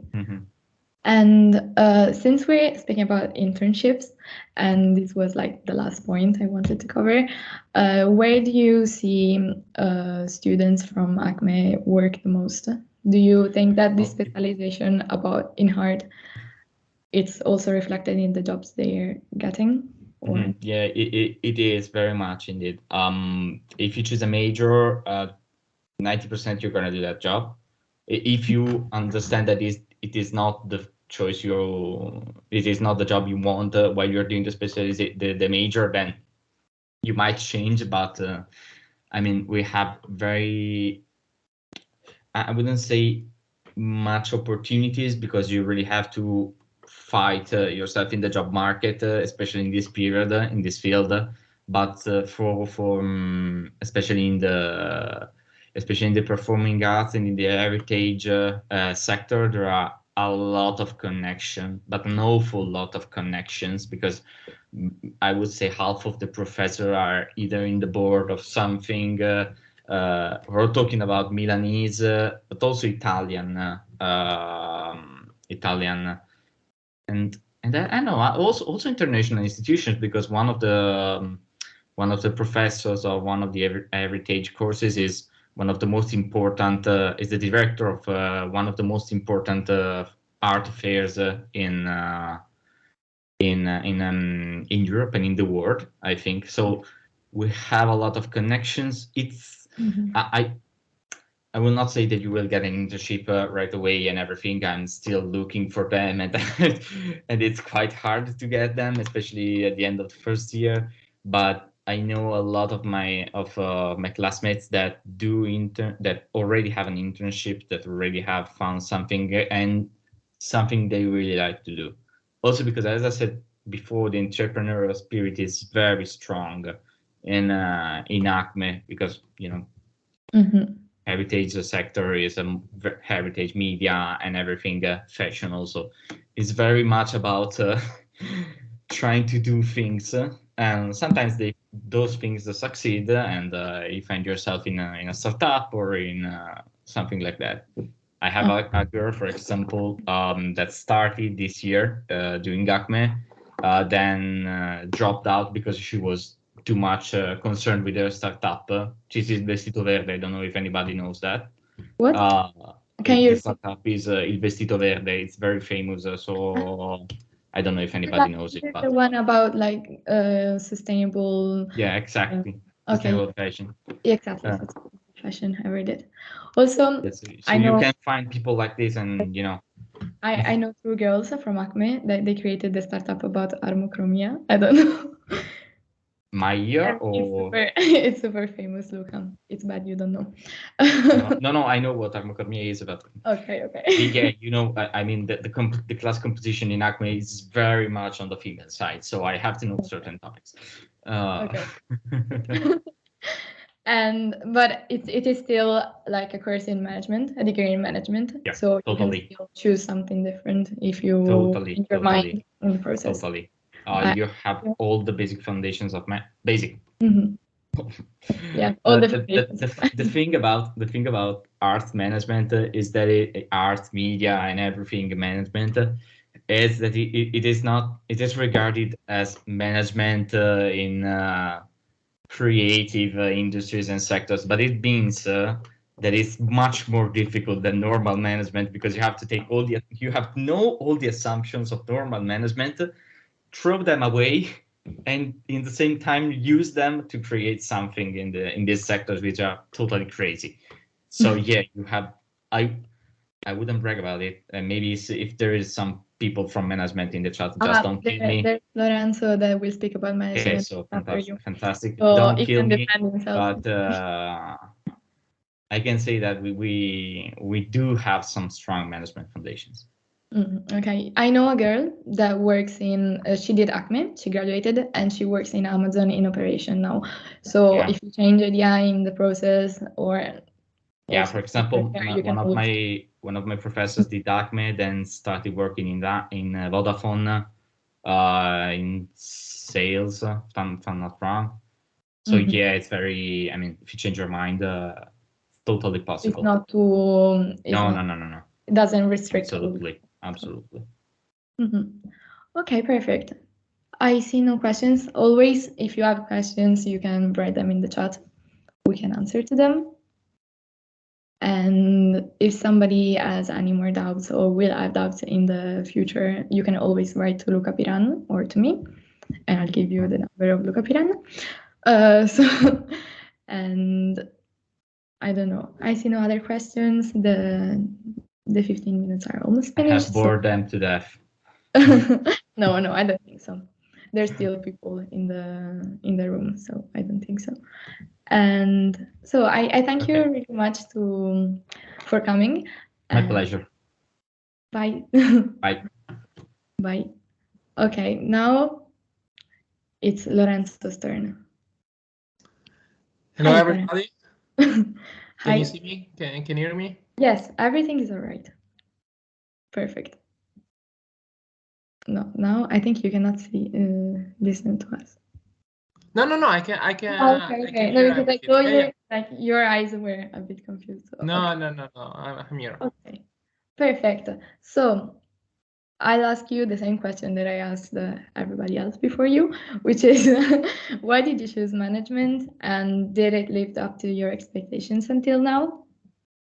Okay, perfect. So just I'm gonna give you a little bit background so you can better understand my experience. I come from BM, so International Economics and Management, where I did my bachelor, and therefore I have a very linear career in the university, because I'm a very generalist person. I do not have a particular passion for something or anything else, and therefore for me management was the perfect answer, because management gives you the possibility to touch upon many subjects of the job world.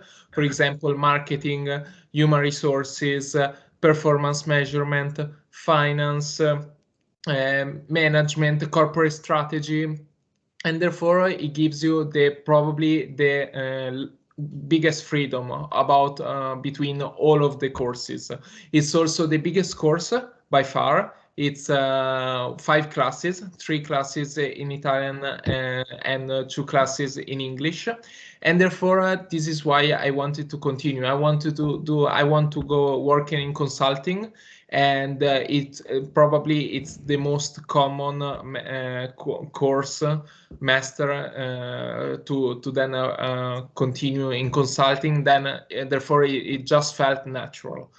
About the expectation, I knew that I was coming from a very similar bachelor, and therefore I expected that there would be a lot of repetition. Therefore, my expectations were fulfilled, but I already knew that there would be a lot of superposition between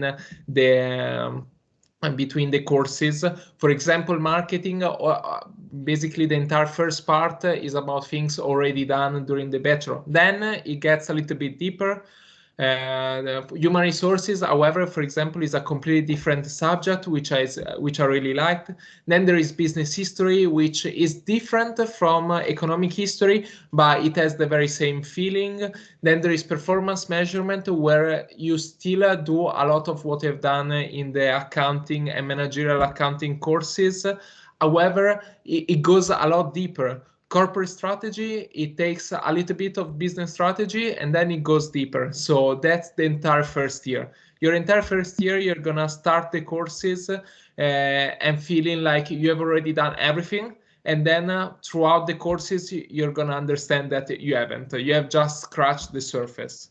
So, however, it has a very similar feeling. Like for me, I did not feel at all the jump between bachelor and master, for example. Very same feeling, exams very similar, more difficult, of course, not at the same level of difficulty, but very similar. The format, the modalities, very, very similar to the bachelor. So the expectations were completely fulfilled. I expected this.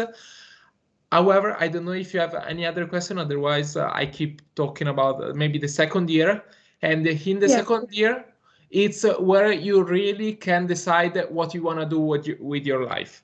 Because management gives you so many opportunities with the different major specialization. You have basically, if I remember well, 7 different major opportunities.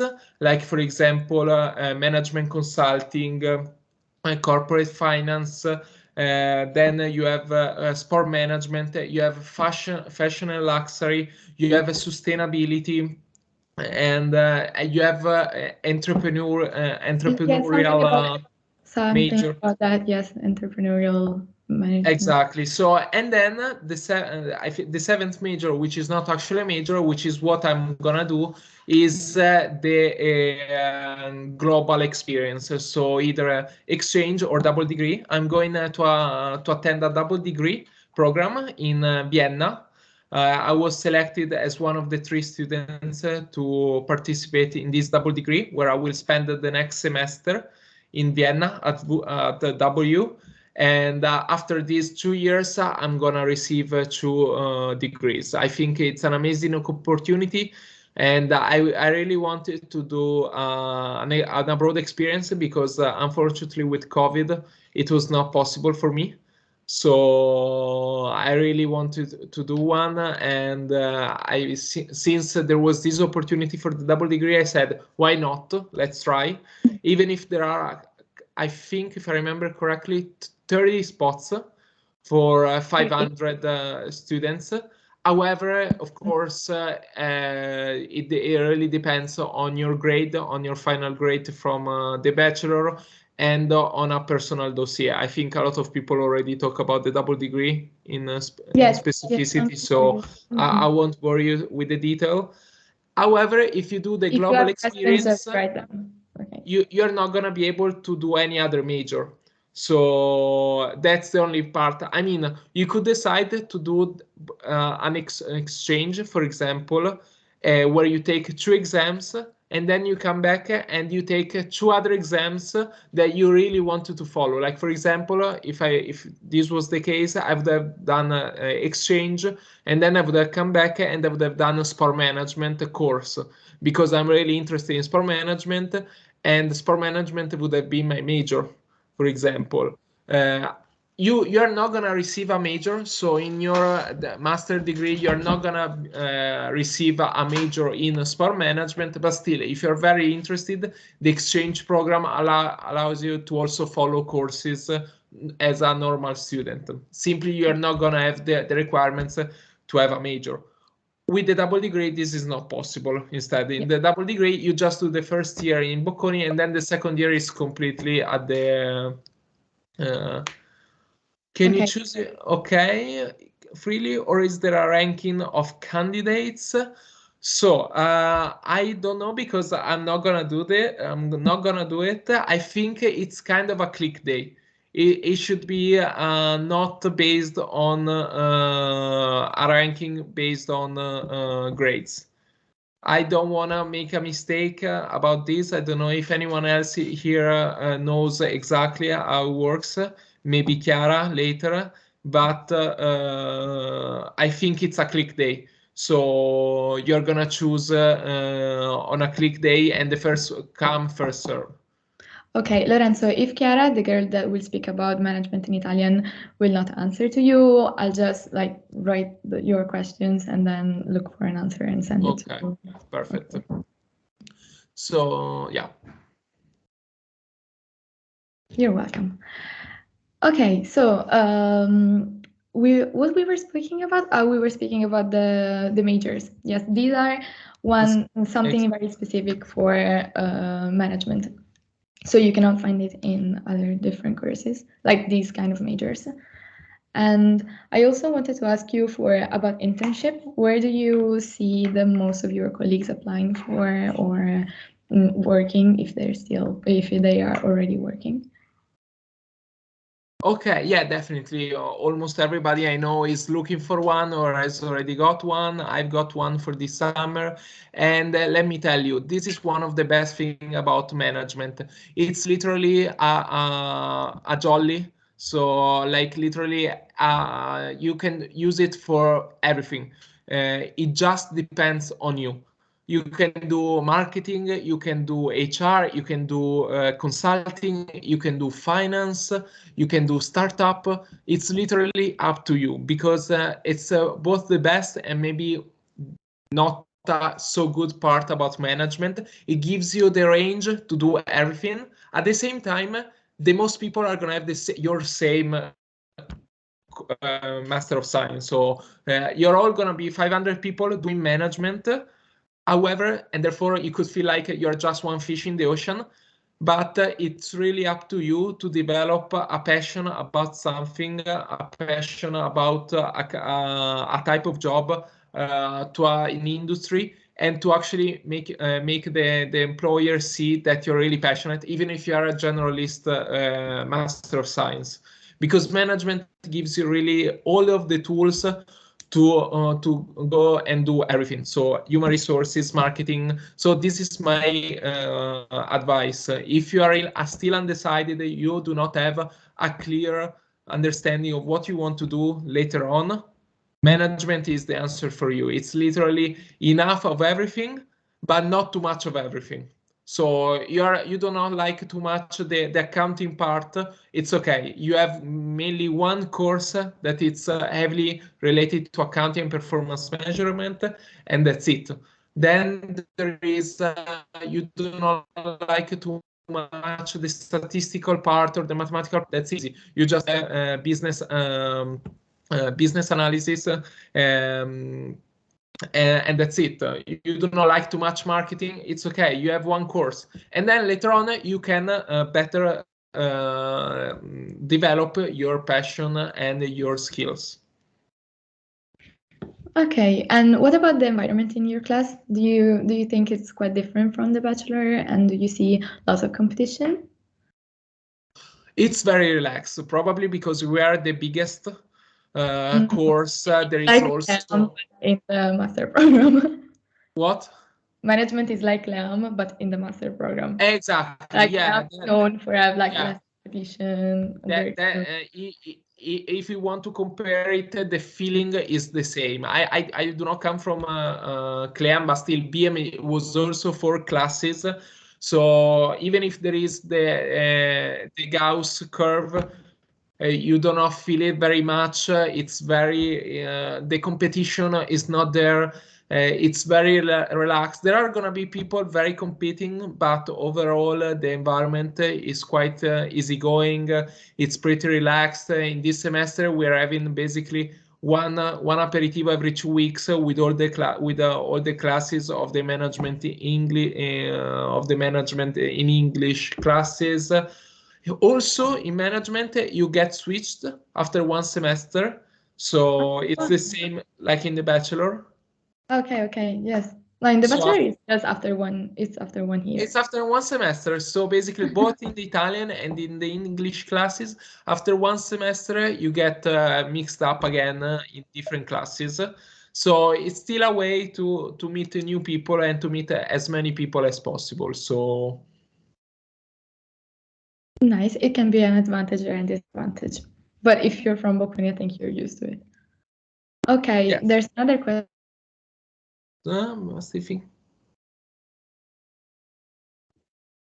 Okay, I mean, like I was saying, can you hear me? Because can you guys hear me? Yes, now I can hear you. Before I couldn't. Okay, perfect. So regarding the being too generalist, I think it's up to you. Especially in the second year, you can really go deeper and develop your skills, your knowledge with something you really like. Because at the same time, also something that it is very true, and let me tell you, I've talked with a lot of people who have already graduated, and the job is learned on the job. So the skills you need on the job, you're gonna learn them while working, not in the Master of Science. So the Master of Science is really for you to develop your knowledge, your skill, and your interest.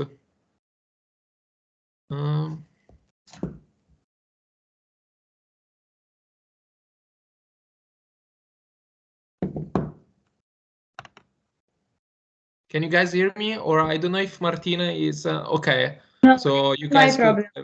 Okay, perfect. So I hope I answer. If you want to also ask me in private, text me in private. I'm really available to better dissipate all of your doubts. So I don't know if there is any other questions from the chat, maybe.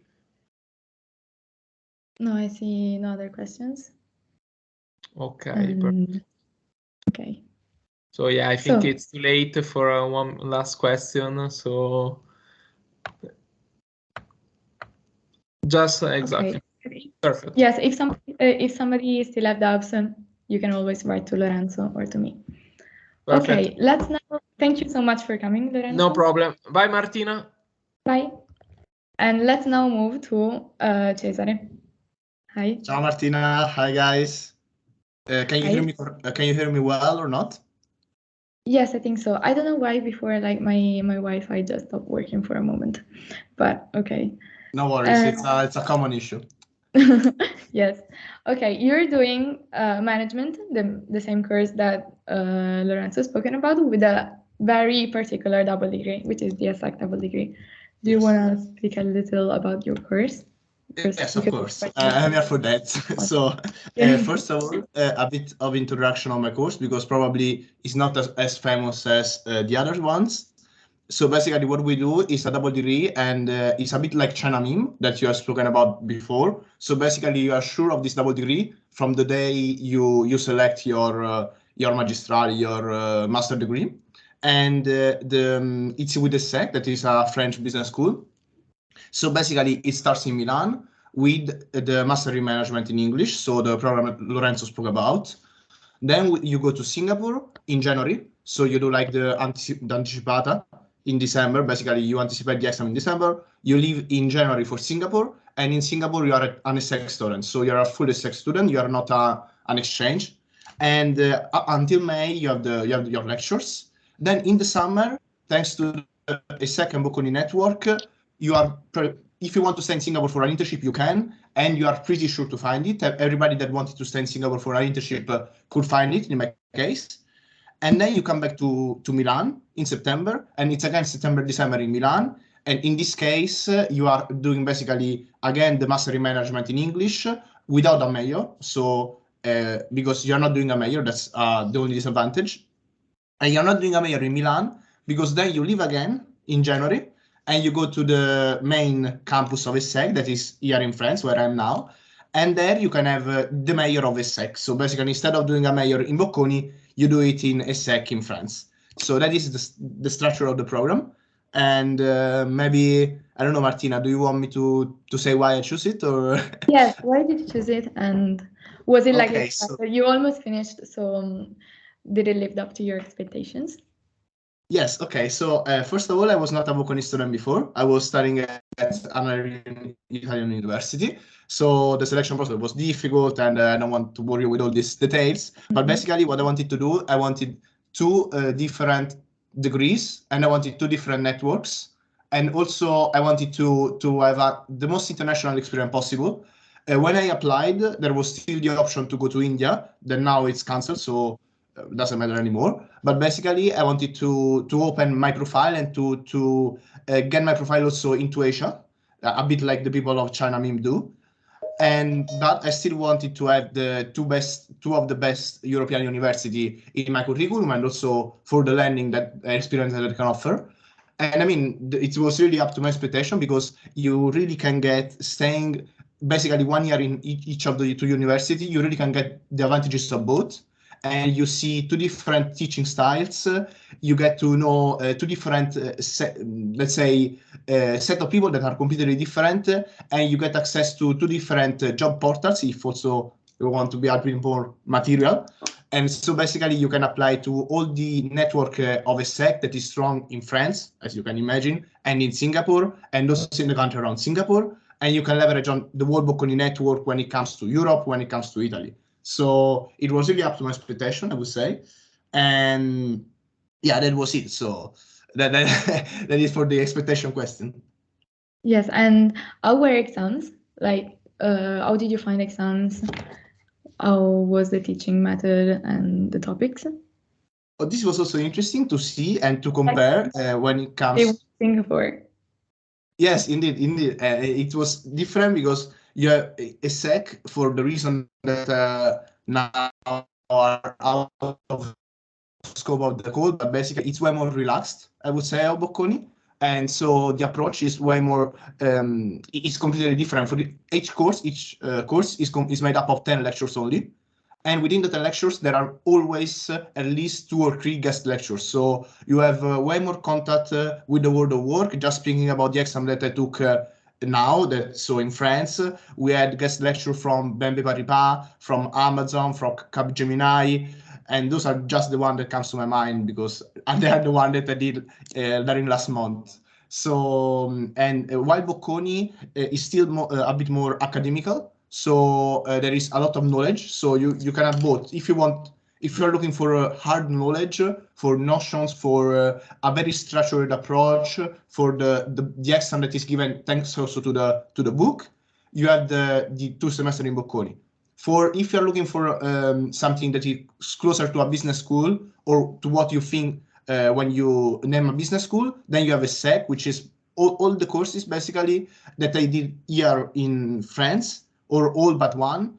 The grade was just made up of group work and of participation to the lectures. Just to give you a feeling, there was at all. There was in one exam here in ESSEC there was an exam, but for the other courses there was not an exam, for instance. Okay. So that gives you a bit of instead in Singapore it was half, but still ESSEC is more like a business school, and ESSEC offers you a lot, but you have to be there to take it. Bocconi offers you a lot, but you don't have a choice. You have to work for it. So and it's a bit more academia. It's a bit more notions and hard knowledge when it comes to the exam and to the courses. Okay.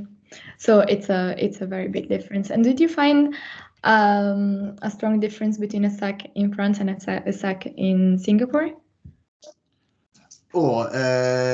Yes, because a SEC in Singapore, I mean, I would say that it's more relaxed than a SEC. I mean, if I have to speak about the difficulty, a SEC in France is a bit less difficult than Bocconi, but a SEC in Singapore was really relaxed. Then, of course, it was not.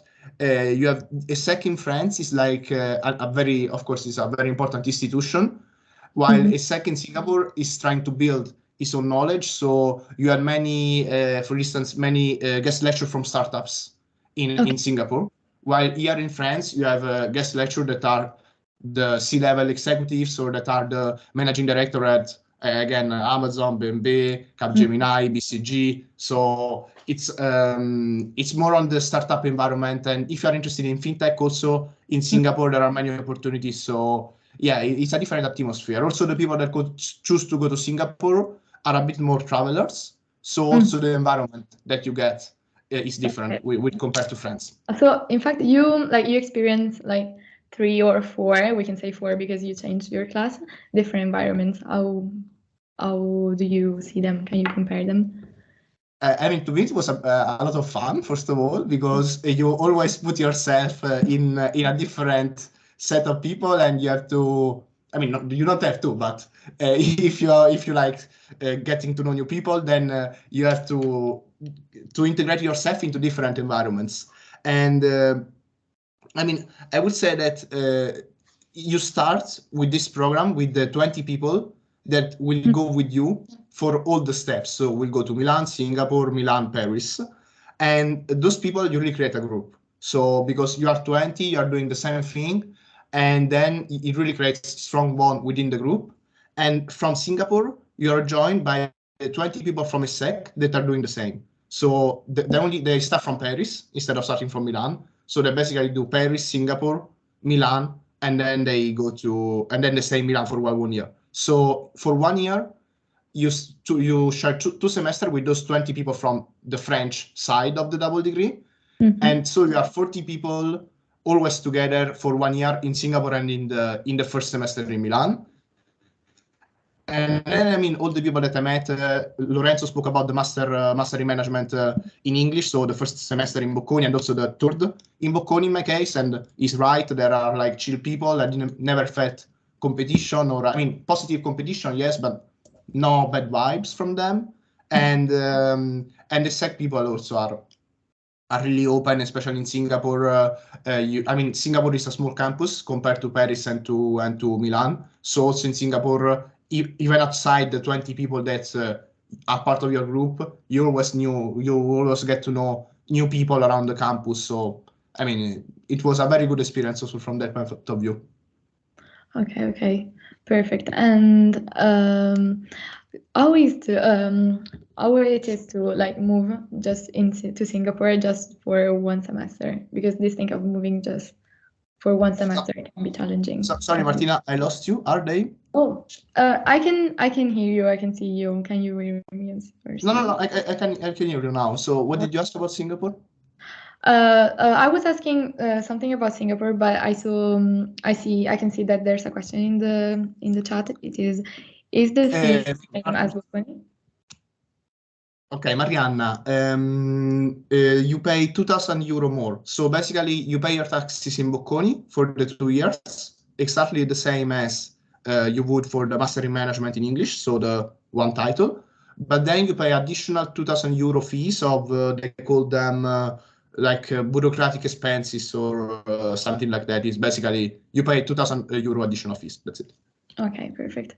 And then I was asking how did you feel like moving, and also like practically from a practical point of view, how it is to move every semester, because it can be challenging.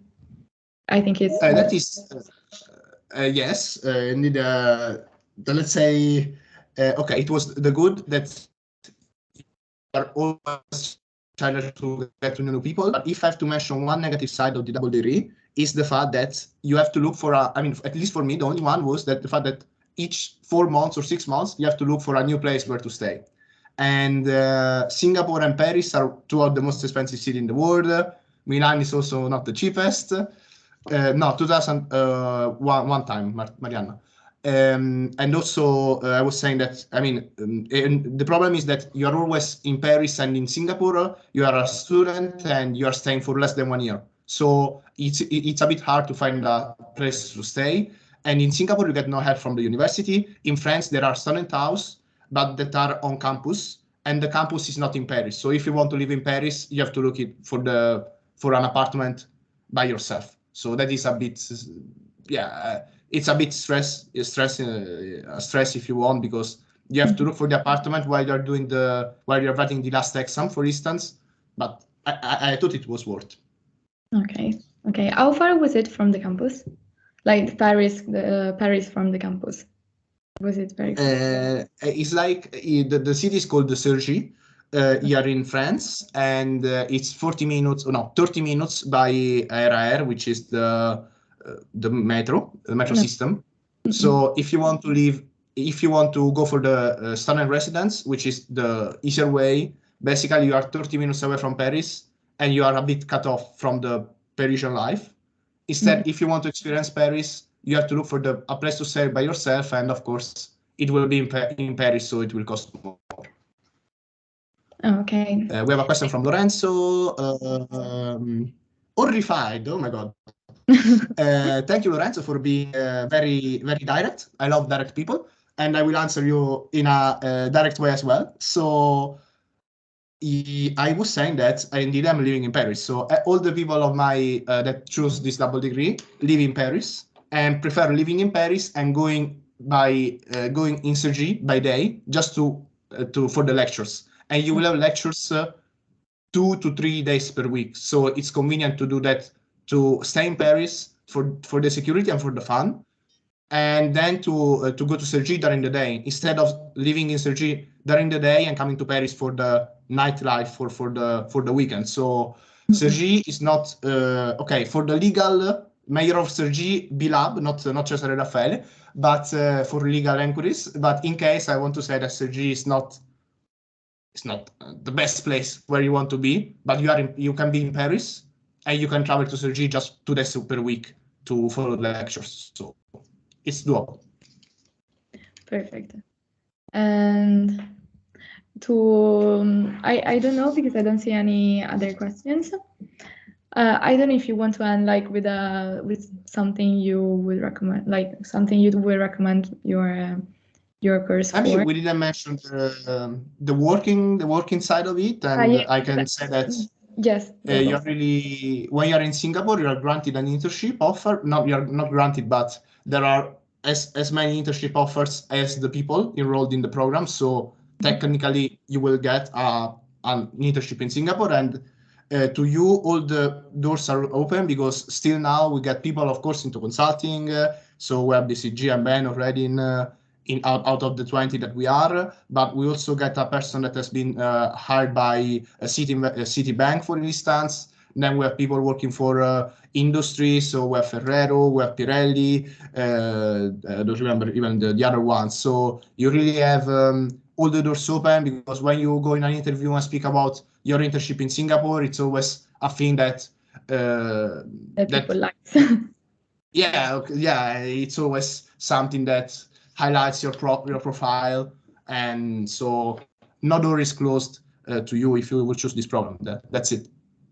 And of course, just since we're at 8, you know my name and surname. Just text me, and I will be happy to answer all the doubts, even the one that about the cons, or the one about the pros, whatever. So just text me in case. Okay. So it was super nice to have you here, because your course is super particular. So thank you so much. And goodbye. Bye. Chiara. Ciao, possiamo parlare in italiano adesso? Oh, finalmente, no, nella mia comfort zone. Ok, adesso mi confonderò un attimino perché ho parlato in inglese tutto questo tempo. Però, ok, c'era una domanda a cui forse potresti rispondere. Aspetta un attimo. Vai. Ok, partiamo con la domanda di Lorenzo. e poi iniziamo tutto quanto. Per caso ci sono delle limitazioni? Come si fa ad accedere ai major dei diversi corsi di management? Cioè, management ha diversi major, abbiamo parlato con Lorenzo di questo fatto. Come si fa ad accedere ai diversi major? Ok, sostanzialmente è come il solito click day fatidico di Bocconi, nel senso che i major... Mi sentite innanzitutto? No, Sì. Prima Sì, di tutto entrare bene. a parlare da sola. Allora, sostanzialmente è un click day, nel senso che come per gli opzionali, come per le residenze, eccetera, a luglio sarà indicata sul sito una data in cui bisognerà scegliere già tutti gli opzionali e il major da fare.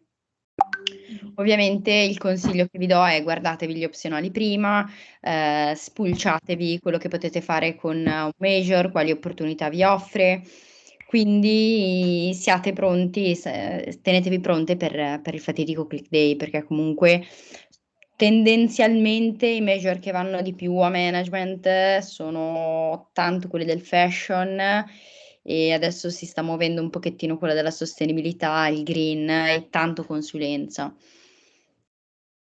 Quindi Però non ci sono tanti problemi di posto perché tendenzialmente cercano di accontentare tutti, due ci sono quelli che magari vanno in exchange o in double degree. Quindi alla fine il posto tendenzialmente c'è sempre, però magari se qualcuno ha intenzione di fare questi 3 major, un attimino di preparazione prima del click pronti a day. cliccare. Esatto. È questo.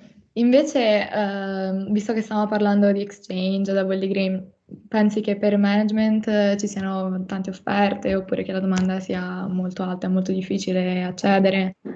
Dici un Secondo po'. me è un pochettino difficile accedere perché comunque si compete con corsi che per gli interni richiedono diciamo una media sostanzialmente più alta, quindi di conseguenza un punteggio exchange più alto. Anche e soprattutto per gli interni c'è una discrepanza a livello di voto di laurea con gli esterni, perché ad esempio per noi è più difficile arrivare a un 110 lode o a un 110. Questo per management, ma come per tutti i corsi di laurea, marketing, FC, eccetera. Ad esempio, FC quest'anno hanno fatto una strage per gli esami e in pochi riescono ad andare in exchange.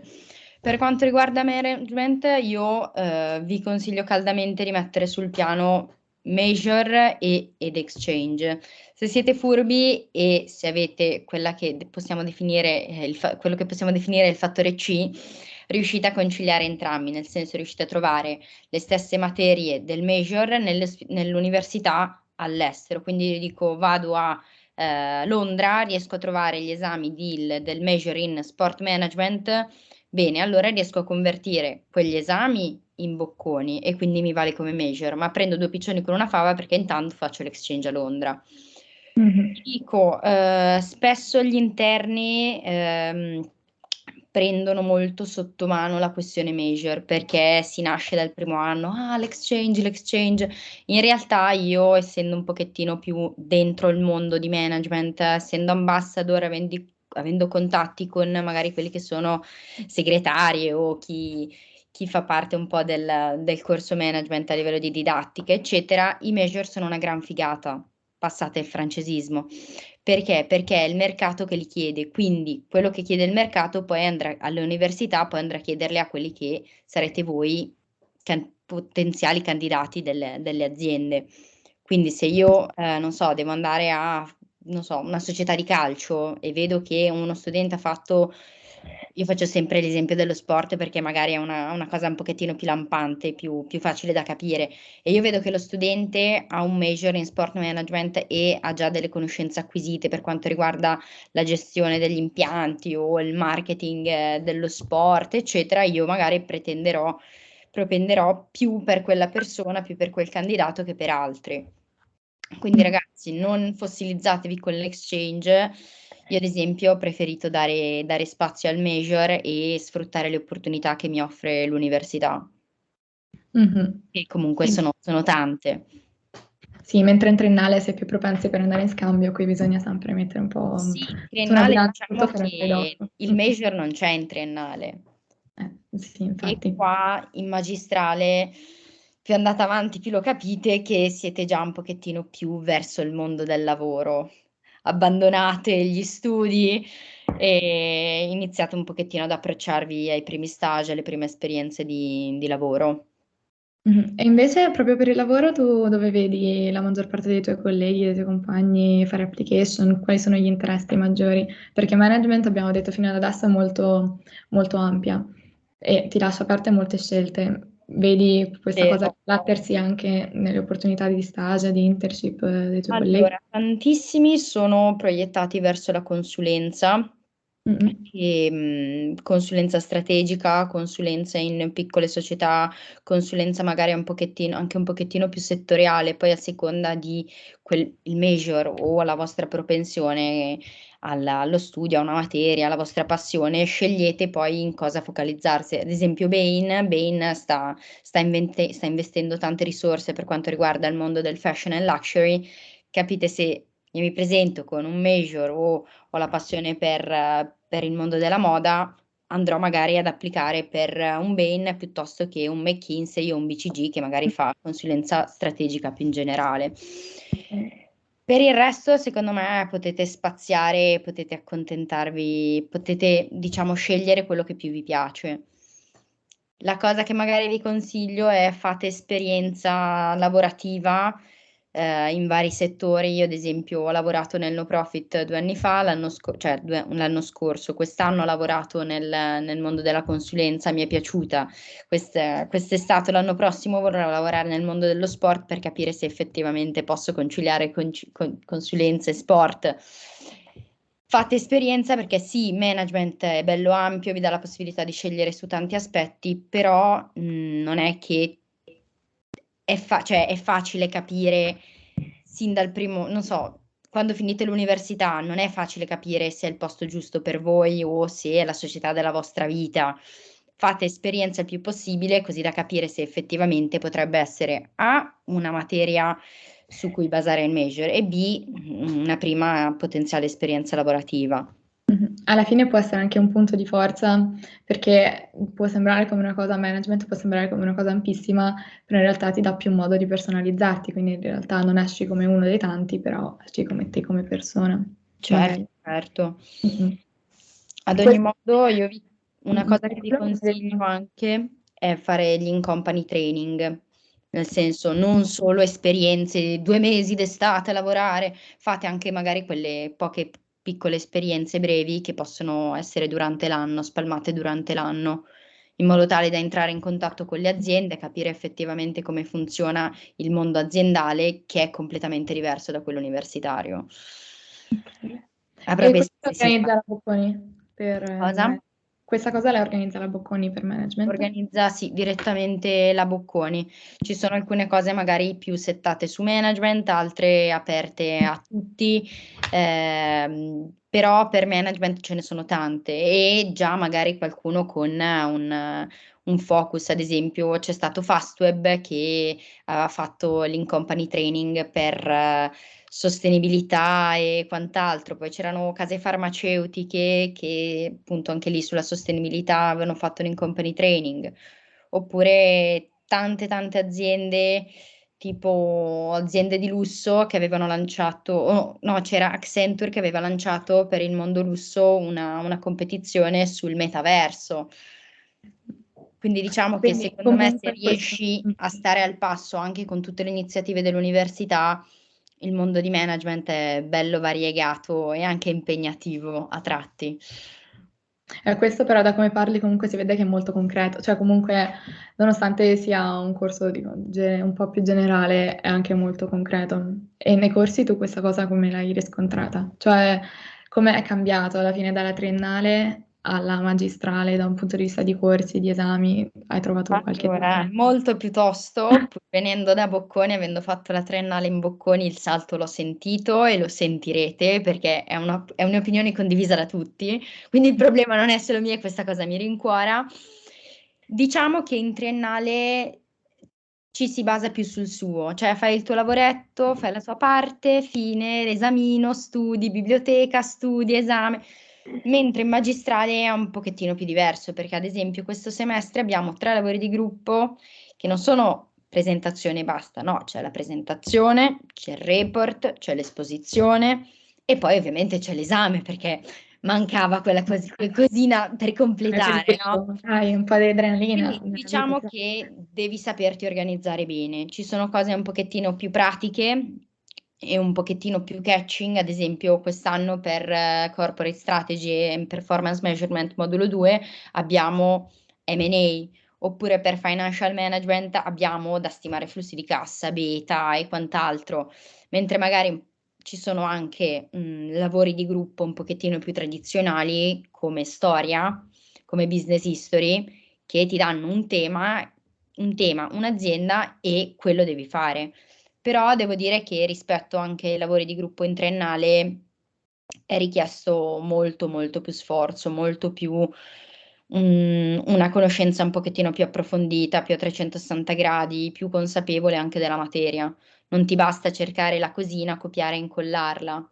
Non che in triennale si faccia questo, però diciamo che anche dal punto di vista pratico le materie cambiano. Cambia il modo in cui è partita la didattica e cambia lo sforzo richiesto. Ok, e invece,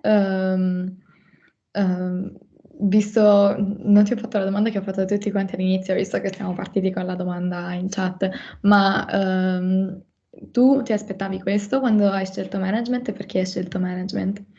Allora, io ho scelto management in primis per il major in consulenza e nello sport.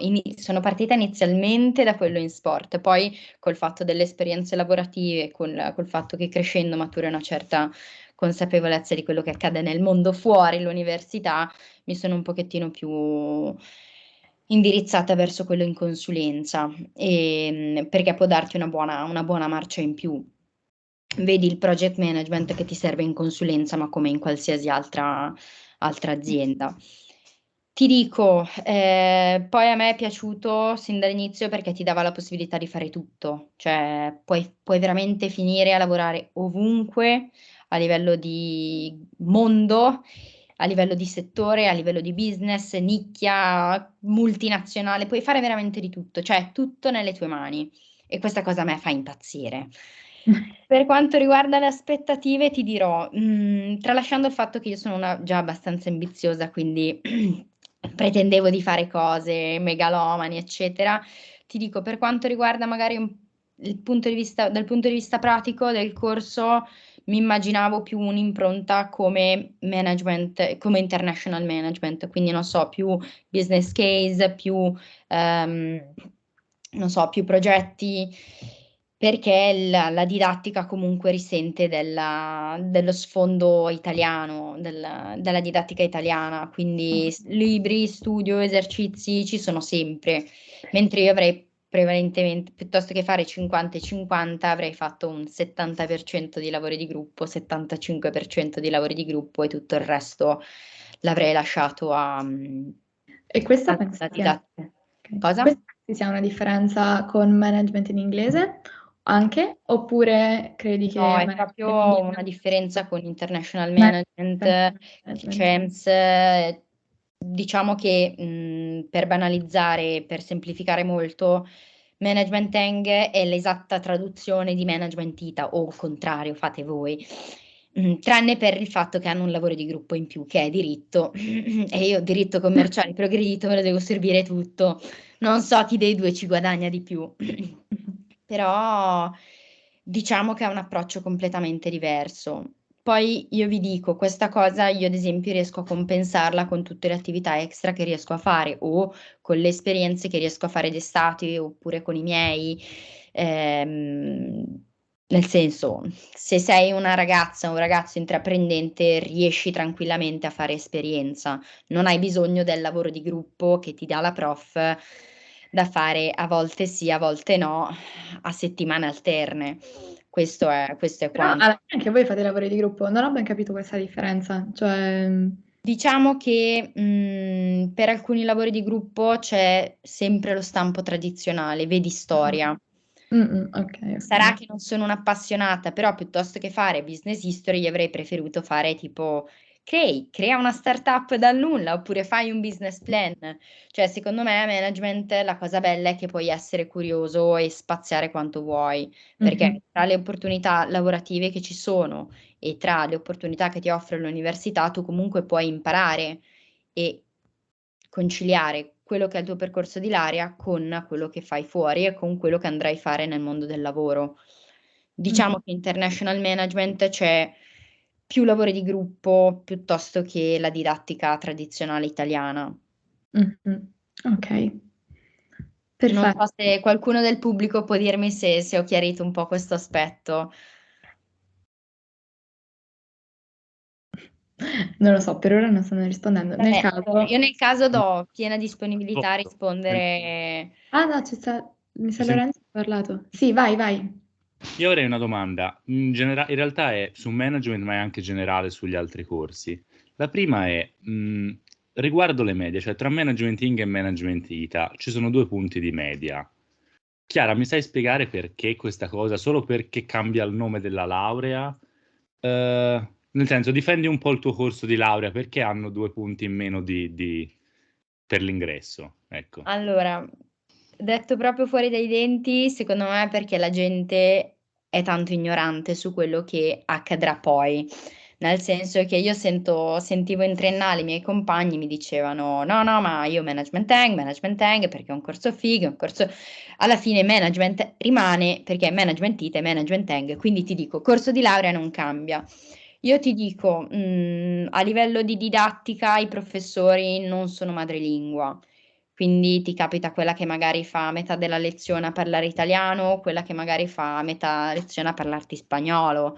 Invece per management ITA, secondo me, hai la possibilità di approfondire molto di più le materie. Io ad esempio vengo da Cleam, quindi non è che c'è stato tutto questo grande distacco, però la cosa è che puoi proprio entrare dentro la materia, mentre management Eng, col fatto della lingua, spesso le materie vengono trattate un pochettino con più leggerezza. Quindi sono 2 cose un pochettino diverse. Ovviamente a management Eng alleni la lingua, però come ribadisco sempre, non è che se io non faccio management Eng non parlo inglese, no, lo alleno in un altro modo, dalle serie di Netflix allo stage all'estero. Questo è quanto. Per il resto ti dico, è tanto una nomea che si è fatta cioè che si è fatta internamente. Perché alla fine sono le stesse identiche cose, anzi noi forse sgobbiamo un pochettino di più, perché i professori richiedono molto, molto di più e siamo un pochettino, non lo so, e ci è richiesto un pochettino di più. Questo è quanto. Oh, peccato Lorenzo Cito, se no facevamo un dibattito. No, ringrazio. No, Lorenzo è il ragazzo di me. No, lo so. No, perché No. anche lui si chiama Lorenzo, quindi poteva... Questa penso sia rivolta a tutti, non so anche Martina se sai qualcosa. Perché negli ultimi 2 anni si sono alzati i punteggi di 0,5 tendenzialmente su Management Ing, per esempio, o su EMIT? E come pensate che vada quest'anno? Anche rispetto alle ammissioni anticipate, non so se avete come B-Lab più un controllo sulle medie. Grazie. Allora, detto anche in questo caso molto fuori dai denti, c'è chi con gli esami a distanza è riuscito a copiare. E detto proprio fuori dai denti. E quindi per via di cose, poi la distanza online, gli esami a distanza, il fatto che comunque potevi gestirti in modo un pochettino più libero il tuo tempo, fare altro, fare magari uno stage mentre stavi facendo l'università, stavi frequentando le lezioni, questo sicuramente ha impattato sul punteggio alto. E poi onestamente non saprei. Perché a me Praticamente le medie di mezzo si sono alzate, ma proprio le medie dei ragazzi della Bocconi, quelle che normalmente stavano in mezzo, non che aveva 30, 29, quelle un po' più in mezzo si sono alzate e quindi anche i corsi come EMIT, management si sono alzati un pochino. Quest'anno non si sa davvero, ma perché sono cambiate le modalità di esami per il secondo anno. Non so se tu fai il terzo o il secondo anno. Io faccio il terzo anno, sono in exchange. Ah, ok. Allora, no, per te è rimasta la sessione carriera, però perché poi per il secondo anno è cambiato tutto quanto. però non si può predire tanto, però Perché per esempio io non ho controllato, però mi è arrivata voce che la merit su finance, per esempio, si è abbassata. Perché magari quest'anno, perché poi ogni anno alla fine sono studenti diversi, quindi ogni anno ci sono delle particolarità, non tutto ogni volta segue il trend, quindi probabilmente le medie alte si sono abbassate invece. Ho capito, vi ringrazio. No, di niente. Nulla. Poi su questo è sempre molto difficile fare previsioni. Sì, sfortunatamente sono onnisciente per tutto quello che riguarda management a livello di didattica, corsi, major, ma sulle medie sinceramente non ti saprei dire. E questo. Adesso, Chiara, io mi sa che abbiamo coperto tutto quanto, anche pensando a quello che abbiamo detto con Lorenzo, con Cesare, che comunque hanno fatto un corso di management. Quindi se ci sono altri dubbi per qualcuno, Chiara è sempre Per disponibile. qualsiasi cosa scrivetemi pure e vi lascio, sentitevi liberi di scrivermi su Instagram, LinkedIn o di chiedere il mio numero. Insomma, io ho piena disponibilità anche perché comunque ci tengo a valorizzare quello che questo corso mi sta offrendo, anche se questo spesso non traspare magari tra le voci di corridoio del terzo anno o del secondo. Quindi qualsiasi cosa scrivetemi pure, io ovviamente sono un pochettino indaffarata con i lavori di gruppo, quindi magari non vi risponderò subito, ma sicuramente appena avrò tempo vi risponderò. Onere e Perfetto. onori da questo Grazie mille. management. Grazie mille, Chiara. E adesso Auguro passiamo a tutti una buona serata. Buonasera anche a te. Ciao ragazzi. Ciao. And now we pass to the last one, which is Amit with Damla. One second, I'm turning on my camera. Okay. You're the last curse of today. Okay. So I suppose everyone is very tired from listening to everyone. Well, okay, so I'll start with a very, very unbiased sentence, which is, I think EMIT is the best master course that Bocconi is offering at the moment. Well, in which other course you have Gian Mario Verona teaching a course to you? I don't know any other course, but well, leaving biases aside, I'm so happy about my choice that I have chosen EMIT. And I actually come from BF, so I have a finance, and I also had the finance major. So you might say that they are kind of like apart, but actually the reason I chose it was that I really felt them being complementary. Because if you want to work in strategy, if you want to work in technology, even if you want to work in consulting, I think EMIT is the right course for you. If you have a spirit for entrepreneurship, if you want to take part in startups, I don't think there's any other course that actually prepares you for this. If you look into the study plan, like there are 4 majors, and in fact, one of them is IT consulting, which is the one that I am doing right now. And we had our professor, Penarola, he also teaching the management consulting course. He was like, in Bocconi, you will find many consulting courses. And some of them I am teaching, but you are supposed to choose the IT consulting one. Management consulting is shit. That was literally his words, and of course everyone was laughing. But imagine a professor telling you not to choose his other course. But jokes aside, then there's a green management and sustainability one. So if you're interested in that field, of course, this is like preparing you specifically for that. There's technology and innovation management and big data and business analytics. And before you choose your major, it doesn't mean that you don't learn anything related to these. For example, in the first semester of first year, it's like more theoretical, unfortunately. Like we had very theoretical classes, but also many group projects. Like the course that Gian Mario Verona taught was actually technology and innovation strategy, and we had this hackathon with Fast Web. So every year they choose one like innovative company, and throughout the year you're like planning your studies, let's say, and your group work, and in the end you actually have a competition between your classmates. And that was a very engaging course. Like it was only made up of case studies specifically on technology.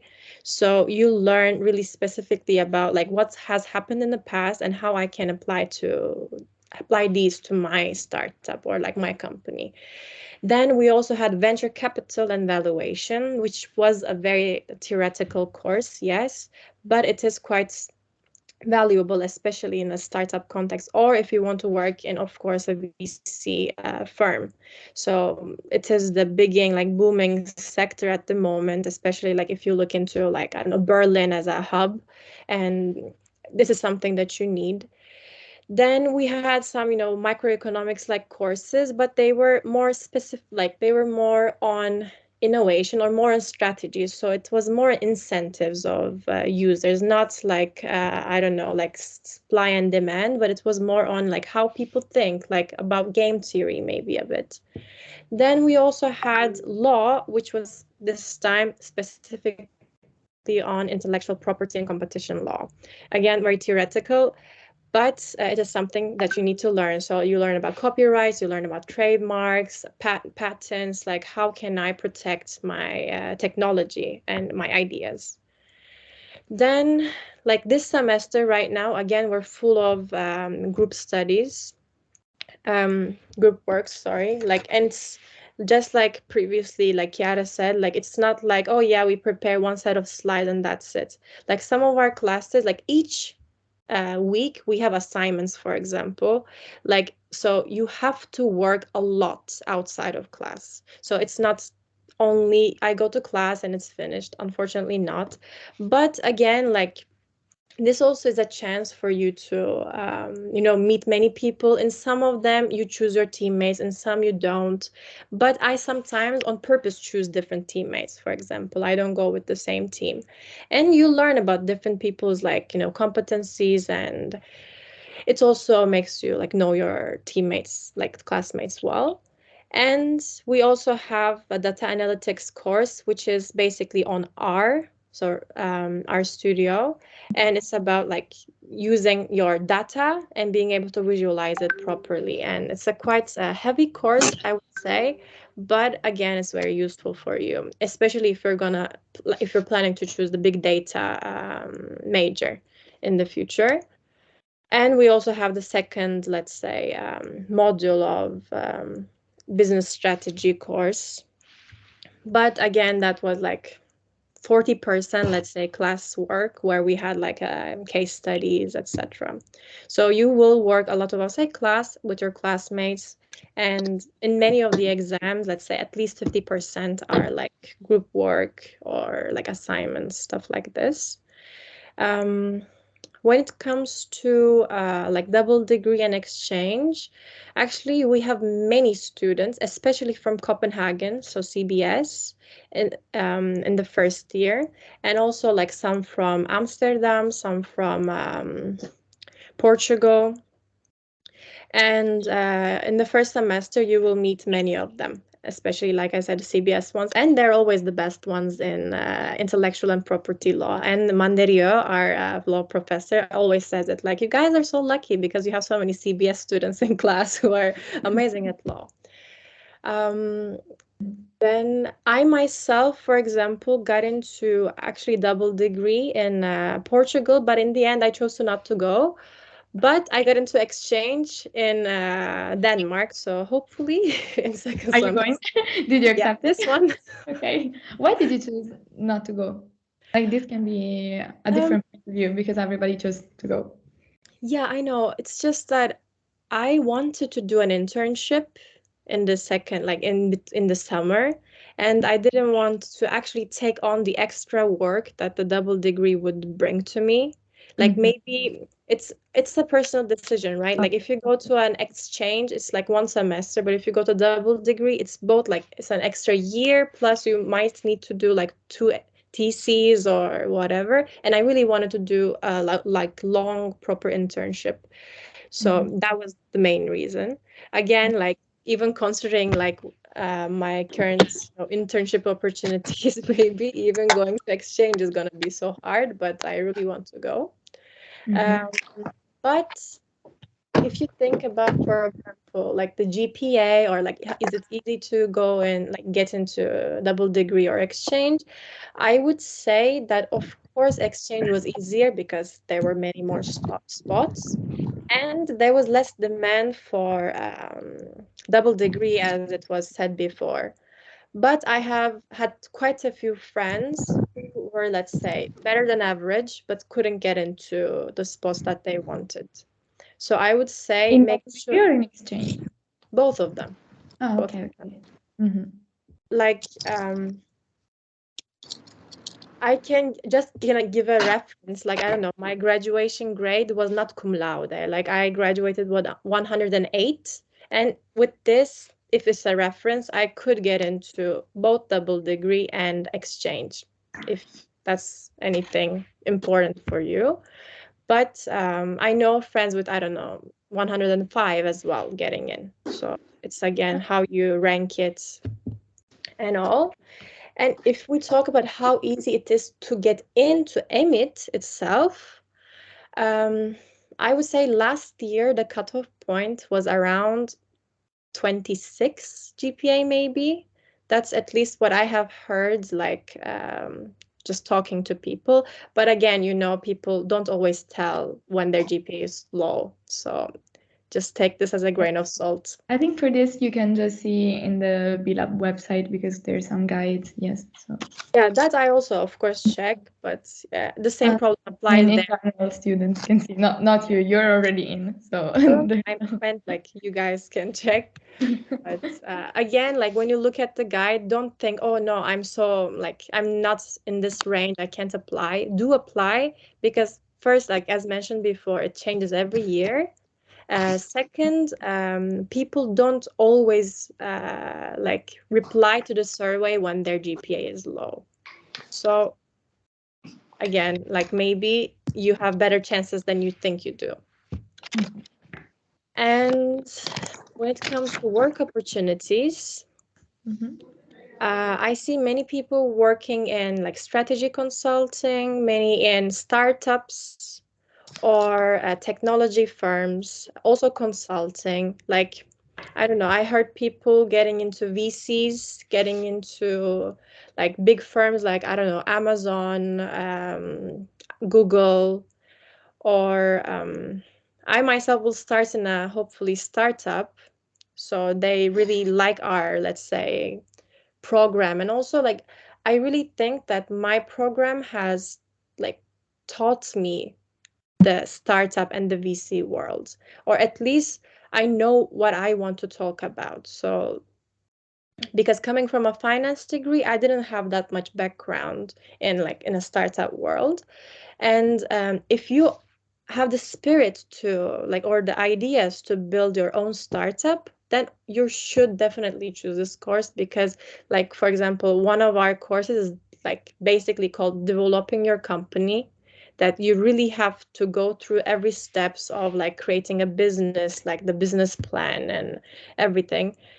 And that's just prepares you for that. You learn about even how to do financials, even though when we had to do the financials as a finance degree holder, I was very happy because we have people, it's a very diverse course. I forgot to mention this. We have people from BEMAC, from BES, from BIG, from BF, BM, and also all the other Italian courses. It's such a mix that when we have a project, for example, I don't know, we have people from BEMAX that's going to say, okay, I'm going to do the tech part. And I have a finance, okay, I'm going to do the financial part. This is super useful. You were in charge of the finance part, I guess. Unfortunately, yes. There's a reason I changed from BF. No, of course, I'm happy for my finance degree, but I just didn't want to go for a finance job. That's why I didn't continue for a finance master's. So, I'm very happy with my decision now. But you're going to find a very colorful class. I don't know, maybe I'm a bit biased, like I said, coming from BF, and BF has the, let's say, idea of people being cold, even though I don't always agree with that statement. But EMIT is much more colorful, I have to say, that people come to class and we try to organize things together, and it's very diverse. We have many people like from, I don't know, Russia, Germany, many French people, Dutch people, also from Middle East. We have like, I don't know, from Iran, like many countries. Let's see, wait, what's the question that is? Can you read it? Or... Yeah, your presentation is fine. May I ask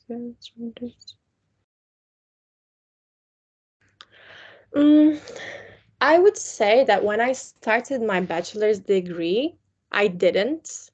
But during especially during COVID, I think we have realized the importance of innovation and technology in our lives. Like the metaverse has come into it. It's like, of course, right now, metaverse is like a buzzword for everyone, that everyone is trying to use it in a way without knowing.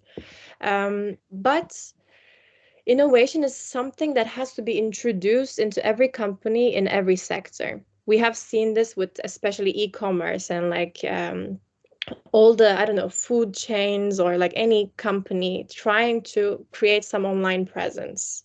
And this is just an example of how like innovation might happen like suddenly, forcefully, but in a better way. Like we cannot say that's like even the online classes, for example, it has improved like many things in students' lives, even though university doesn't agree that much, especially the professors.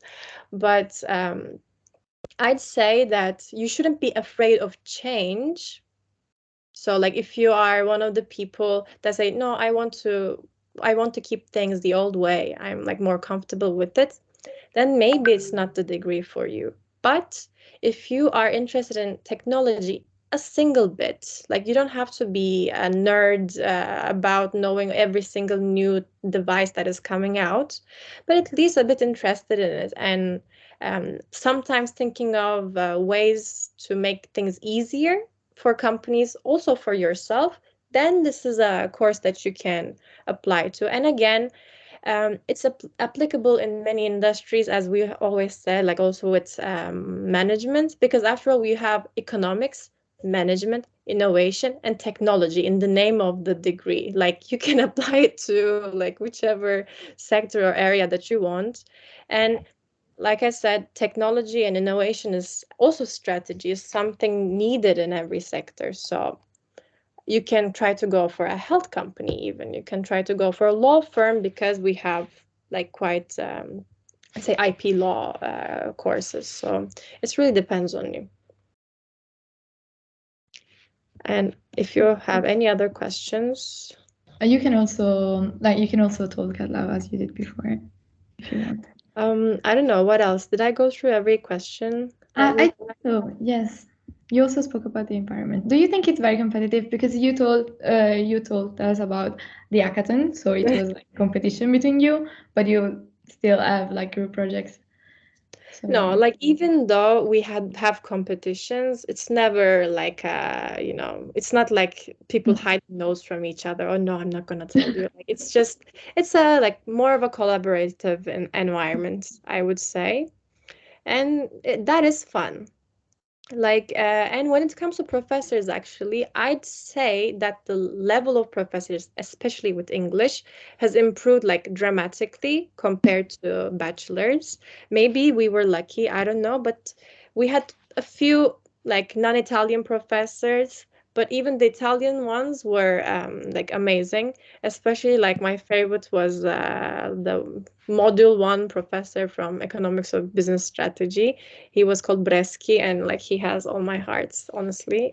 He is one of the best professors I've ever had, I'd say. And I don't know, let me see what else we have on our plan. By the way, like your presentation was so inspiring. I don't want to do EMIT, but you make me want to do EMIT. Amazing, that was the plan.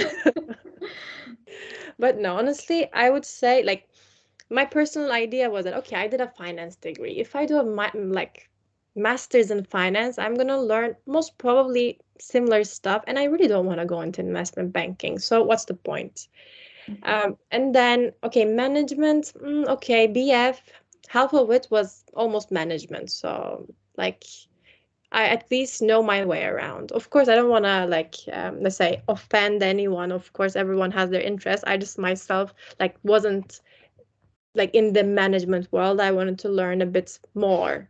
If I in the end still want to go for management, I could, because I'm learning management here as well, or IT consulting again, as I mentioned.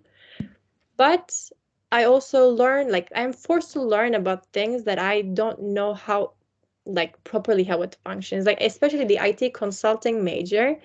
I don't really think about going into IT consulting, but learning more about blockchain, about metaverse, about immersive technologies, about ERP, CRM, all these stuff, all the technologies that companies use. And we had amazing, let's say,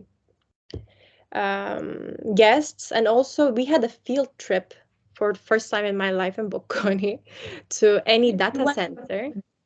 Yeah. Oh, cool. It was with our class. It was to any data center, and it was very inspiring, seeing how they manage the whole process and everything. So this had never happened to me before in Bocconi, so I was quite surprised. And we had guest lectures from, I don't know, Salesforce, from Tata Consulting, and many big names. And of course, learning about their applications inspire you. So you're kind of exposed to it, and in the end you realize that you actually get hooked. I would say. Yes. Okay, I don't know if somebody has any more questions, also because it's quite late, so some people abandoned the event. But I think that if you have more questions.